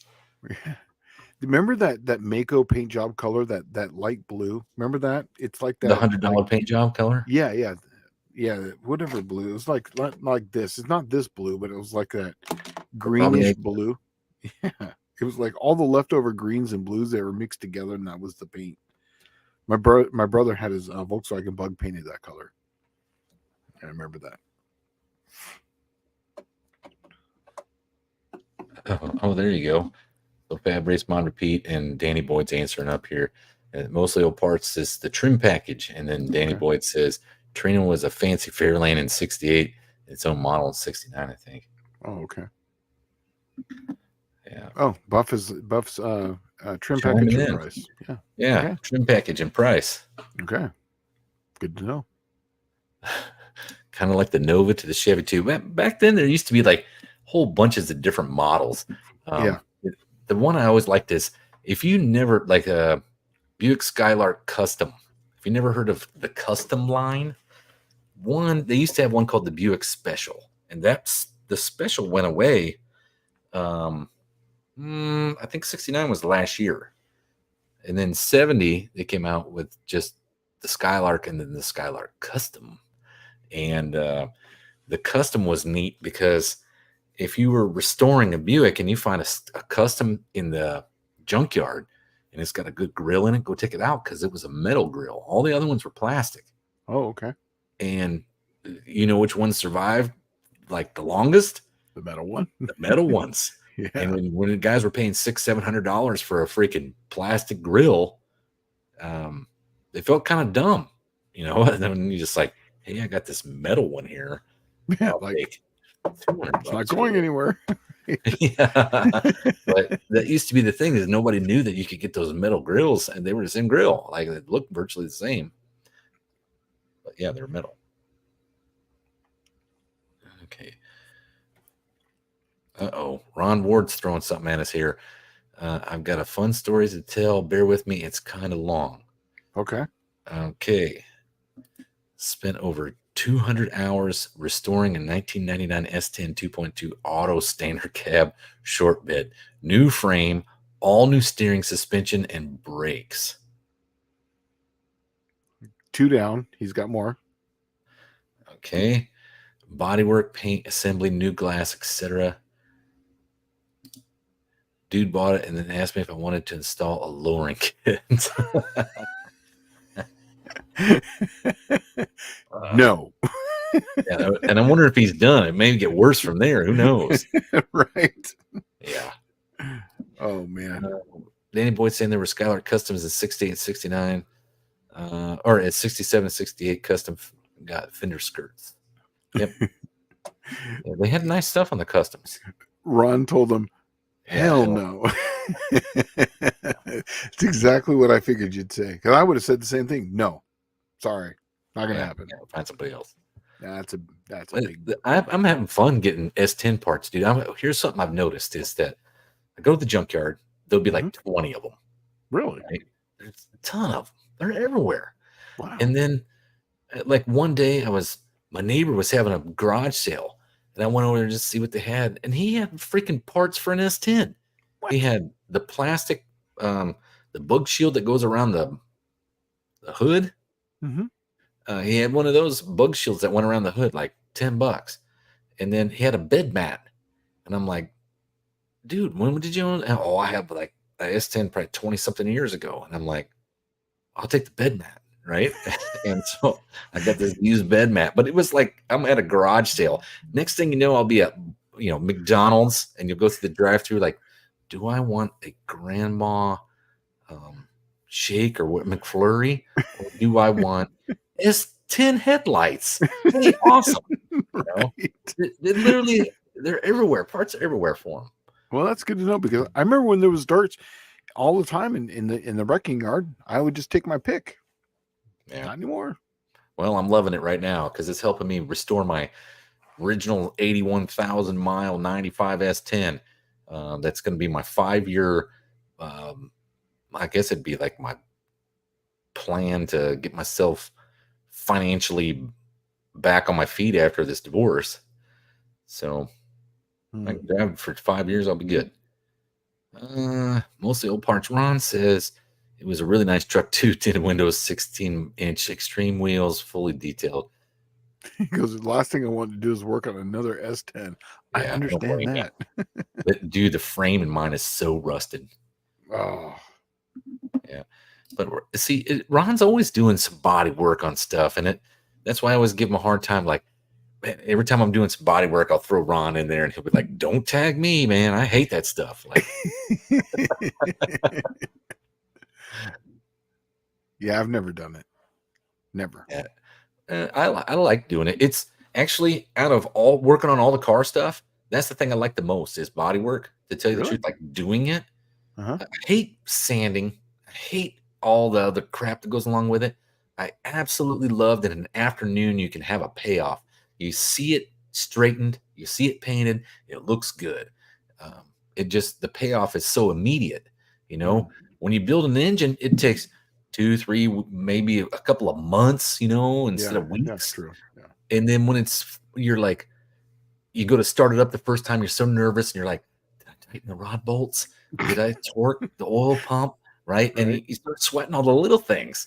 And then True. it fires up and runs great. And you're like, oh, I knew I torqued that rod bolts. I knew I torqued the oil pump. Yeah. But paint job, it's like instant, you Yeah. know? It's true. Yeah, I understand that. For me, it was always Zen building the engines because it was getting all the meticulous stuff, doing, filing the rings, checking bearing clearances. I really enjoy that stuff because I do I'm very too. I do like tedious. doing that. Yeah, I'm very It's, tedious with it. And it's people are like, therapeutic. yes. And people are like, don't you hate doing that? I was like, no, man. I turn my music on, I close the door, and I just zone out and I write down what I'm finding. And it just, whatever it is what I write down. And so then I'll have this big list of what I have, and it is what it is. Yeah. See, I'm pretty much the same way. Like, if you're one of the select few that has my phone number and you've tried calling me and you never got me on the phone, you're like, dang, this dude never answers the phone. That's exactly what I'm doing. Is I will Mhm. leave my phone inside and I'll Yeah. go work and just shut off my brain and just start working on stuff like that. And I will play with bearing clearances and tolerances and that Jack the Giant Killer 300. I actually drilled the bearings. I'd never drilled a bearing before in my life, and I was sweating bullets, thinking I was going to screw it all up, right? Mhm. But no, and I had a good time. I still have a good time assembling an engine and think about how mean this sucker is going to be or how it's going to Yeah. sound. The latest thing I've been kind of getting off on too is carburetors, like is fluid dynamics. I'm really enjoying the fluid dynamics and learning about carburetors and how the air is associated with the fuel and how to change things around. Like, I'm really enjoying that. So the latest video I dropped was that Dominator, where I took a 3-circuit, made a 2-circuit conversion. It's really simple. People have been doing it for years, but no one's made a video of it. But literally, it's as simple as drilling and tapping one hole. That's it.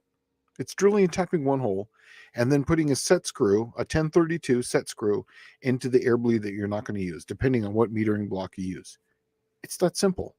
And once I figured that out, it was like, well, why has nobody ever made a video of this? You have to read all this paperwork and all these different forms. And it's the easiest thing, but I just love that. I love changing how the circuits work, and I love changing like the fuel well, like the diameter of it to match this, to know that, and you can do the math on it, and it works the same. And I don't know. I enjoy that kind of stuff. I think it's fun. So Dakota's asking, what was the reason for drilling the bearings? I do a lot of the oil modifications on the blocks, and sometimes, depending on what it is, you drill out the main feed passages, Yeah. and what you'll find is the bearing only has a certain size hole in it, so Mhm. you have to open up that hole for that feed passage. Because remember, if it's pounds per square inch, so if the hole coming to the bearing is X big, and the hole going through the bearing is this big, that It's means only going to whatever get that this extra area is, that's pressing on the bearing. yeah, and you So can you spin the have to bearing. remove that. Yeah, Yeah, if you go too big, if you're putting too much volume there, it's pounds per square inch. You just do that. So yeah, yeah, and I didn't like doing it, and I probably did it wrong because I sat and thought about it for like a week on how I was going to do it first. Because I'm like, yeah. man, how do I do it? Do I go through the babbitt through the steel, or I go through the steel through the babbitt? And do I use a dull drill bit if I drill it from one way to the other, or do I use a really sharp drill bit and drill it from the steel backing through? And I'm like, if I drill it from the steel backing through, it's going to press the babbitt off the bearing. Uh, and I drill from the bearing through the steel. That's how yeah, I do you it. could drill it through this. You drill it through the babbitt material Yep, into the steel and then out the steel. But absolutely. And and then you that can way file it. it right, and all you do is just chamfer the boogers off the Mhm. steel side, and Yep, you're done, right? But if you do it the other way around, you can screw up a bearing pretty quick. absolutely. And because you don't know where you're going to pop out at. And I noticed that on now on my Mopar, on the Cookie Monster, what I did on it is it's got one hole for the bearing on it. Now it's a full groove. You know, I went with I think it's a 1266 or 1299 bearings. It's full groove bearing on the mains. So what I did is it's got one hole, and I actually grooved the top part, um, and then put a 764, so it's 109 thousandths hole there, and so that way not only does it feed that slot, but it goes to the side and then feeds it. So that way the timing is set up, so that way it's getting oiling, high pressure oiling going there too. So I did it on the lean side and on the side. So as it's coming around, it's picking up here and then picking up there. So I did it on both. It was actually rather fun. So and it's I was really worried about the first time I went down the drag strip. I was like, is this thing going to survive? Because it was a whole new idea, Right. And yeah, but it holds 65 pounds of oil pressure all the way down the tracks, and that's exactly what I wanted was 65 pounds of oil pressure, and it does it even at Oh, idle 60 pounds. so I've just recently learned, like been messing with 300 Buicks now for a couple of years, and they were relatively new to me because I mean, I wasn't even born, and they'd already discontinued the engine, right? Hmm. And so, um, but the neat thing about it is, it's a lot of it is the same as the V6 Buick, and if you can get into the V6 Buick world, uh, that's the one that has one of the biggest supports, like aftermarket support, is the V6 Buick. Well, what's neat is I found out that the main bearings are the same size as the 300, and then you buy 300 bearings, and all you're getting is factory replacement Clevite bearings. The what is it, the P ones with the cheap Hmm. ones, whichever one is their cheap line. H H maybe. H is high performance. P, I think Oh, the P is the performance. H, I think it might be coded. oh, okay. P's Whatever performance. is I think the basic factory replacement bearing. I think it's just a MS, whatever the number is. That is. Oh, that might be it. Yeah. But then I found out that the V6 Buick has fully grooved mains, and you can get them coated.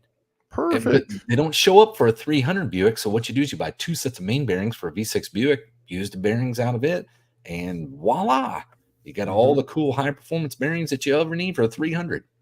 Yeah. So, Yeah. hmm, I found those full groove bearings because I was having issues before I started learning all the oiling modifications on the block. That's, how to make them survive on the small block Mopar. I was uh-huh. putting full groove bearings on them because I kept taking out the number one rod. It was always going out. And then that's when I started back. And then I did the full groove. It survived longer. And then that's when I started changing oil flows, Oh, I actually was considering doing the full groove because the Buick, that no matter what, the oiling issues that they have, it's always like number seven rod goes bad. But Mhm. number seven rod is fed by number four main, right? And because it feeds number Yep. seven rod and number six rod. I think that's right. Yeah. Mhm. And so number seven rod always ends up starving, and they always kick number seven rod. the easy way to do that, I was thinking, is you would, when you take your crank in to get it cleaned up and polished, and then they generally chamfer the holes to make them a little bit bigger so that they oil sooner. And But it then you leads put it the in full groove bearing on that number 4 main, so it oils number 7 and number 6 really well. constantly. Yeah, and then you just use regular, your non full groove, just your half groove for the fronts, right? Because you're only worried about improving the oiling on really that number 7. Yeah. If you're going to run full grooves, I just run them on all of them. On all of them, I don't know if I can get enough oil to support all that. Is there any way to backfeed it? I can backfeed it, but I don't know if I can get enough coming out of the pump. You know what? Maybe I just eliminate the pump and just get a single stage pump that runs off the crank and done. Yeah, I would get 2-stage. Run 1 stage from the front, run 1 stage from the back. Oh, to the back of the block? Yep, that way they come forward. That way it's never starving. Well, that would be good because I'd eliminate 9 90-degree turns or greater just by putting an external pump on it, like the stock car guys do. Yeah. Let's see. All right. Ron's official tech question for the evening. Why don't clutch manufacturers offer quality, affordable Borg and Beck style clutches? I'm sick of vendors trying to shove a diaphragm clutch style clutch on me.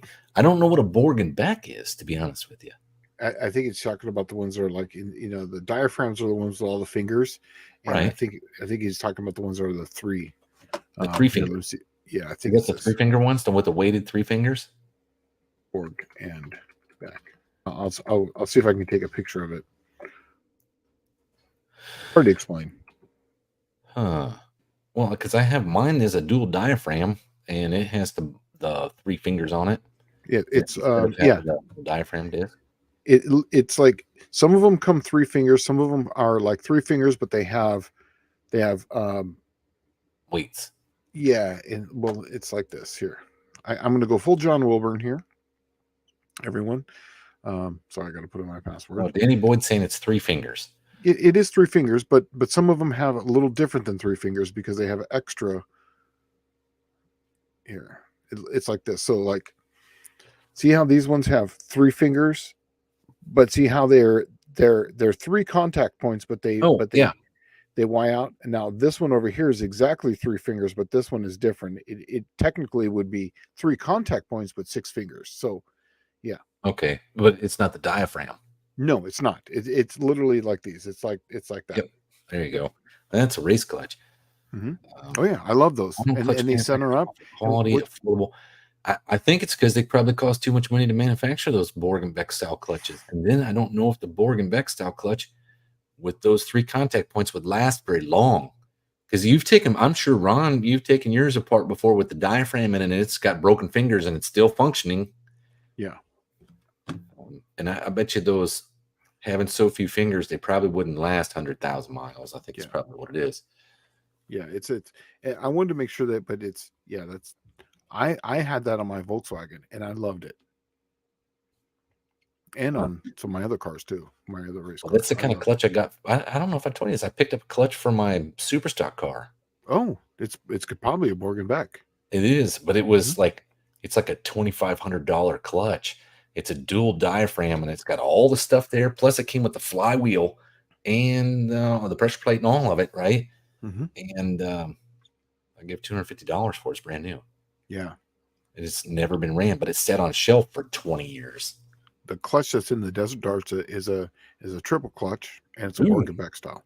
It's three, and it's a mini aluminum flywheel. So John Sandal's telling them about your gear vendor's idea for the Suburban. I'm assuming that it's the gear vendor's ideas where I was the turbo 400 with the gear vendors with the switch pitch.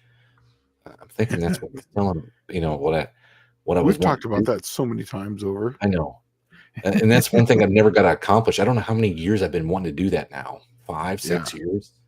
But everything always kept getting in the way. And now, guess what? It'd be like a 12-speed transmission. Huh? It'd be like a 12-speed because your switch pitch technically is 6, right? Right. Yep. And then you gear vendor, you double it, so there's 12. Yeah. You'd always have a gear to put for the thing whatever. in. Yeah, I think it would be really bitching. You'd be able to, but here's the neat thing is it's broke down in sections. The gear vendors breaks, you send it back to gear vendors. It's got 100,000 mile warranty on it. They don't care what you do to it. They guarantee that you can't break it, right? Turbo 400 blows up. Well, guess what? It's just a Turbo 400. It's only like $400 or $500 to rebuild the thing. Mm-hmm. That's not all that expensive. The switch pitch would be the most expensive part because it's no longer made. So you would have hell of a time finding more parts for that switch pitch setup, I'm sure. Yeah. Yeah, but I do have. Speaking of switch pitch, I got 3 Super Turbine 300s, and I got the converters with them.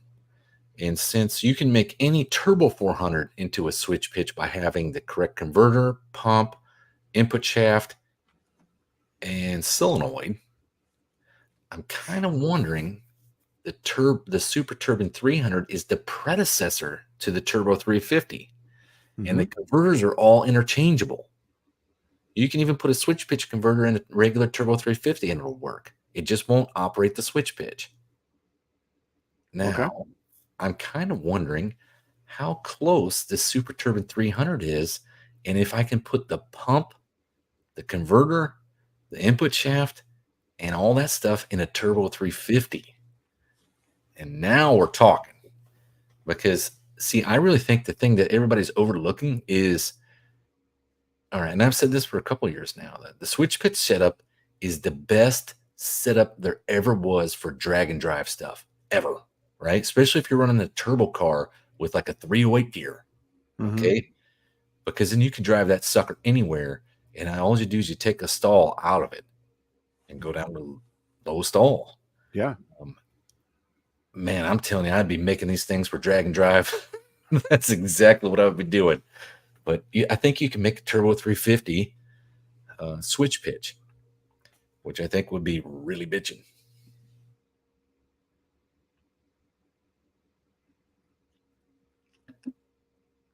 Now, see, yeah, here you go. Ron saying every diaphragm clutch I've ever installed has had half the fingers collapse after about 2 months. Ford, Chevy, Mopar, no difference. Yeah, they don't last long. And that tool steel is like, it's actually like spring steel. They don't just get weak, they just break off. Yeah. It's true. Oh, here you go. I folded them right back. Borg and Beck 3-level are used in heavy duty applications, 3/4 and Exactly. 1 ton large trucks. So they're probably more expensive. Yeah, and that's the reason why I know a lot of them is when I worked at as a mechanic, I used to put those in the big, 1 ton Chevys, or like the ones with the little dump beds, like the smaller ones, but they're the dump beds. They would have those Borg motors in. Oh, so Fabrace Mine Repeats says Borg and Beck will last 100,000 miles. However, they are less forgiving than the diaphragm clutch. If you tend to ride the clutch, the throwout bearing won't last long. Well, and that's in any of them, though. Yeah. I actually had two different so I had two different little chats going on here. Somebody was asking me about a little while ago I was talking about my nitrous, but I stopped, and he wanted to know what I was talking about. Mostly on parts. Ron Ward says Dallas with a switch pitch converter hold up to 12 to 1500 horsepower turbo engine. I don't know. I do know that you can put the billet face of a regular billet converter on that Turbo 400 switch pitch converter and weld it to the back half. Mm-hmm. I just don't know if I imagine The input shaft is what you're going to have a problem with, if because the it's input hollow. shaft gets smaller. It's smaller. It has a hole in it. Yeah, it's got a hole in it. And that's what I'm talking about. I remember looking at that on yours, is that it has a hole down the center. And for 15 to 2, that kind of horsepower level, you're going to want like a 300M shaft. And they typically don't have a hole down the center of them. But technically, all the torque rides on the outside, so the hole you're would exactly make no right. difference. But what I'm saying is that the hole going down the center of them is going to have a hole. It crosses it. That's where you're going to have a problem. Yeah, I don't know. To be honest with you, I it's never been tried because they stopped making these trainings in '67, and most of the people doing drag and drives probably don't even know about them. Yeah, that's my only issue with it is when I was looking at the input shaft, the hole goes down the center, but it's the hole that goes sideways to get the oil to the center that goes to the front because it goes on the ring. Mhm. That's where it's going to break at. That was the only It's thing. really worth like looking into it to see what it would really handle, though. Yeah. That if you think about it, the cars that they use now, let's say that some of these 12 to 1500 horsepower turbo engines have a 4L80E behind it. And if it locks up the torque converter, it's doing the same function as the switch pitch did. Virtually the same thing. Yeah. Well, and except for moving the vanes on the stator, it's applying a clutch to hold the disc in the torque converter. Yeah, the 400 and the 4L80 are the two most popular transmissions that we TCI do for drag and drive events, and a lockup 400 too. But most of the people with the 400 makes a lockup 400 using a 4L80E converter. Well, people can do it. Yes. I'm sure they can. Yeah, they're making very expensive though.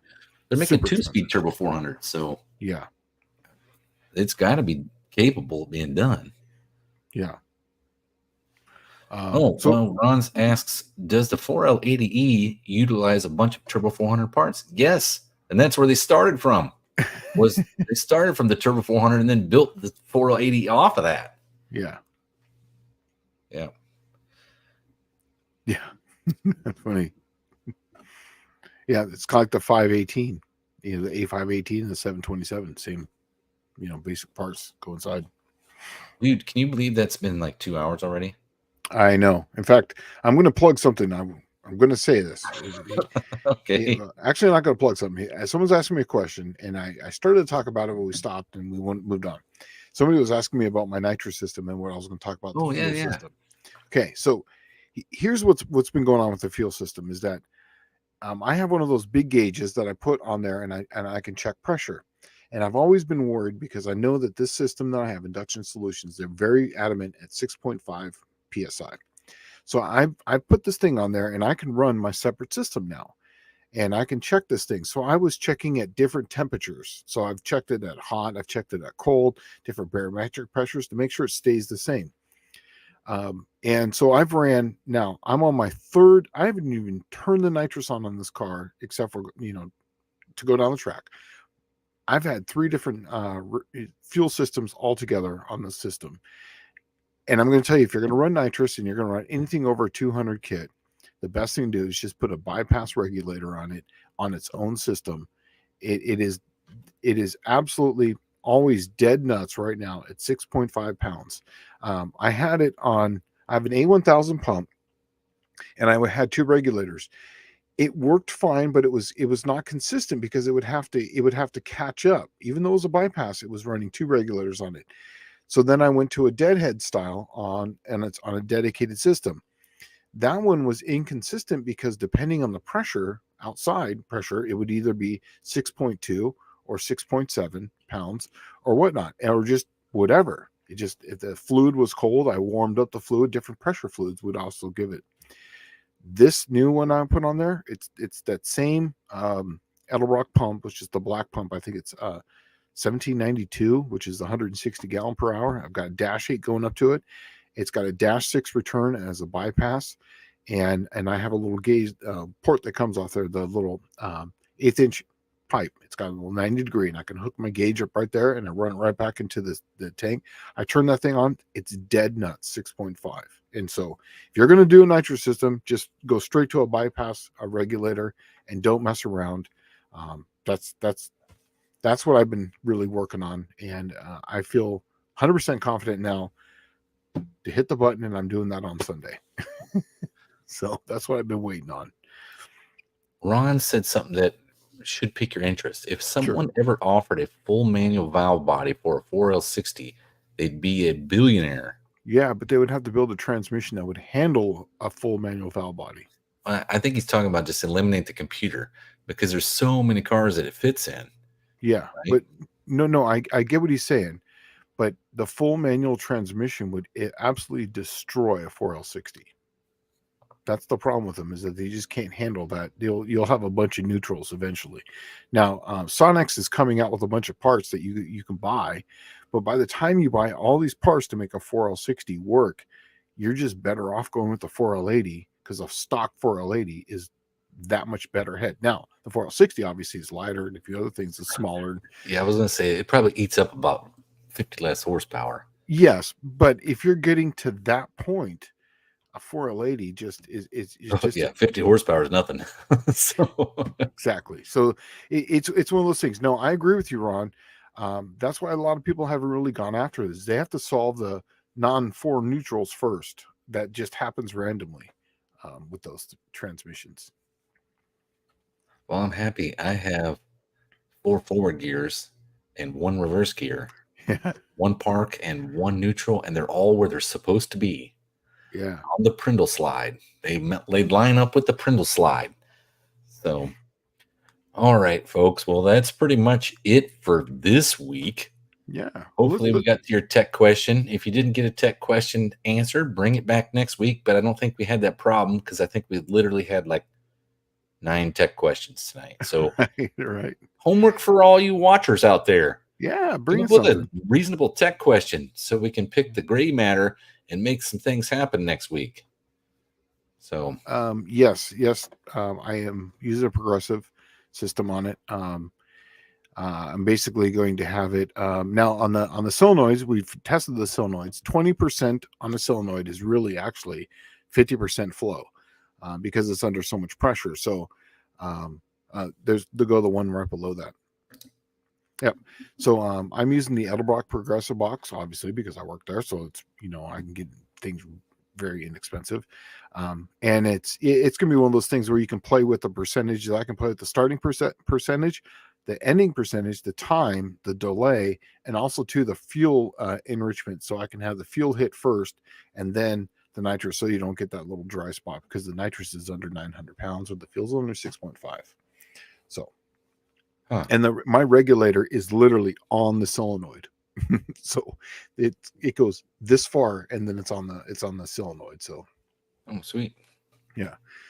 And don't forget, I always plug it. So Mr. John Wilburn, check him out on Friday. He doesn't have really much planned, but he's going to be basically just talking about No Name Nationals, and you're getting down to crunch time. Oh yeah, right there. Yeah. 97 days. He says that No Name 500 guys are on the move with the 30 shorts challenge. Yep. We'll check it. We'll check in on that on Friday. So he's going to be looking at their 30 shorts in 30 days challenge. Yeah. And 97 days until the No Name Nationals come Friday. So I guess I need to get the transmission out of my T-Bird and get some parts from Andy Wood and get something ready to hammer. Yeah, you got to get going, man. You're 97 days, man. I know. I got to put a fuel filter in, wire up those injectors, and fix that tranny. And then I need to cut off the end links on that the sway bar, the rear sway bar, and weld it back together shorter so I have more adjustment. Okay. So here's what you do. Here's the order you do that in. Since the car's there, fuel filter, and get the thing running right now as far as make the engine run. Then pull transmission. That way you have a running engine and the transmission can be worked on. You don't have to worry about the engine being fixed later. That's exactly how I do it. Well, then I got to get the parts from Andy, and we're going to hammer put the high gear drum in it and put the tranny back in and let her eat. And No Name Nationals, you know what? I might just call out the duck first round. Really? Give him the hammer. Yeah. Give him the hammer. No, I don't know what I'm going to do yet. I know 1050. That's an instant green, right? Oh yeah, instant green. Perfect. Well, then call them out. Guess on the tree. Get a fucking half second head start on them. Yeah, we'll see. Yeah, if this dude's never seen an instant green tree, he's going to be surprised. What's that? The light? Oh my god! Maybe this dude calling me out off the trailer was a smart thing. Right. But, all right. So he has to get his subscribe. Is he enrolled yet? I don't know if he's enrolled. I know he's saying he's coming, and so is Mopar Joe's buddy. But it'd be cool. I just figured if I'm going to get the heat, I might as well get the heat first round, because I got a better chance first round. So yeah. And to go to saying we want the 63 Buick. Yeah, me too. I'm going to be on it, though. I think this winter I probably will hit it. And I want to have it at the Buick Nationals next year. So I'm going to be hitting it hard. And here really soon, I got to be going out to Chris Cox's place. We're going to get the rear end chopped up so I can get it back in the car, which would be nice. So John saying, just leave while he's staging. yeah. Has he signed up? Has he registered for No Name Nationals yet? Oh, he goes, go. No, he said, no, go tell him to register. Yeah. All right. All right, guys. Well, that's 2 hours. All right. So we'll see you guys next week. Yeah. All right, man. Dakota's goading me here. 63 Buick, huh? All right. I'll see you all next week.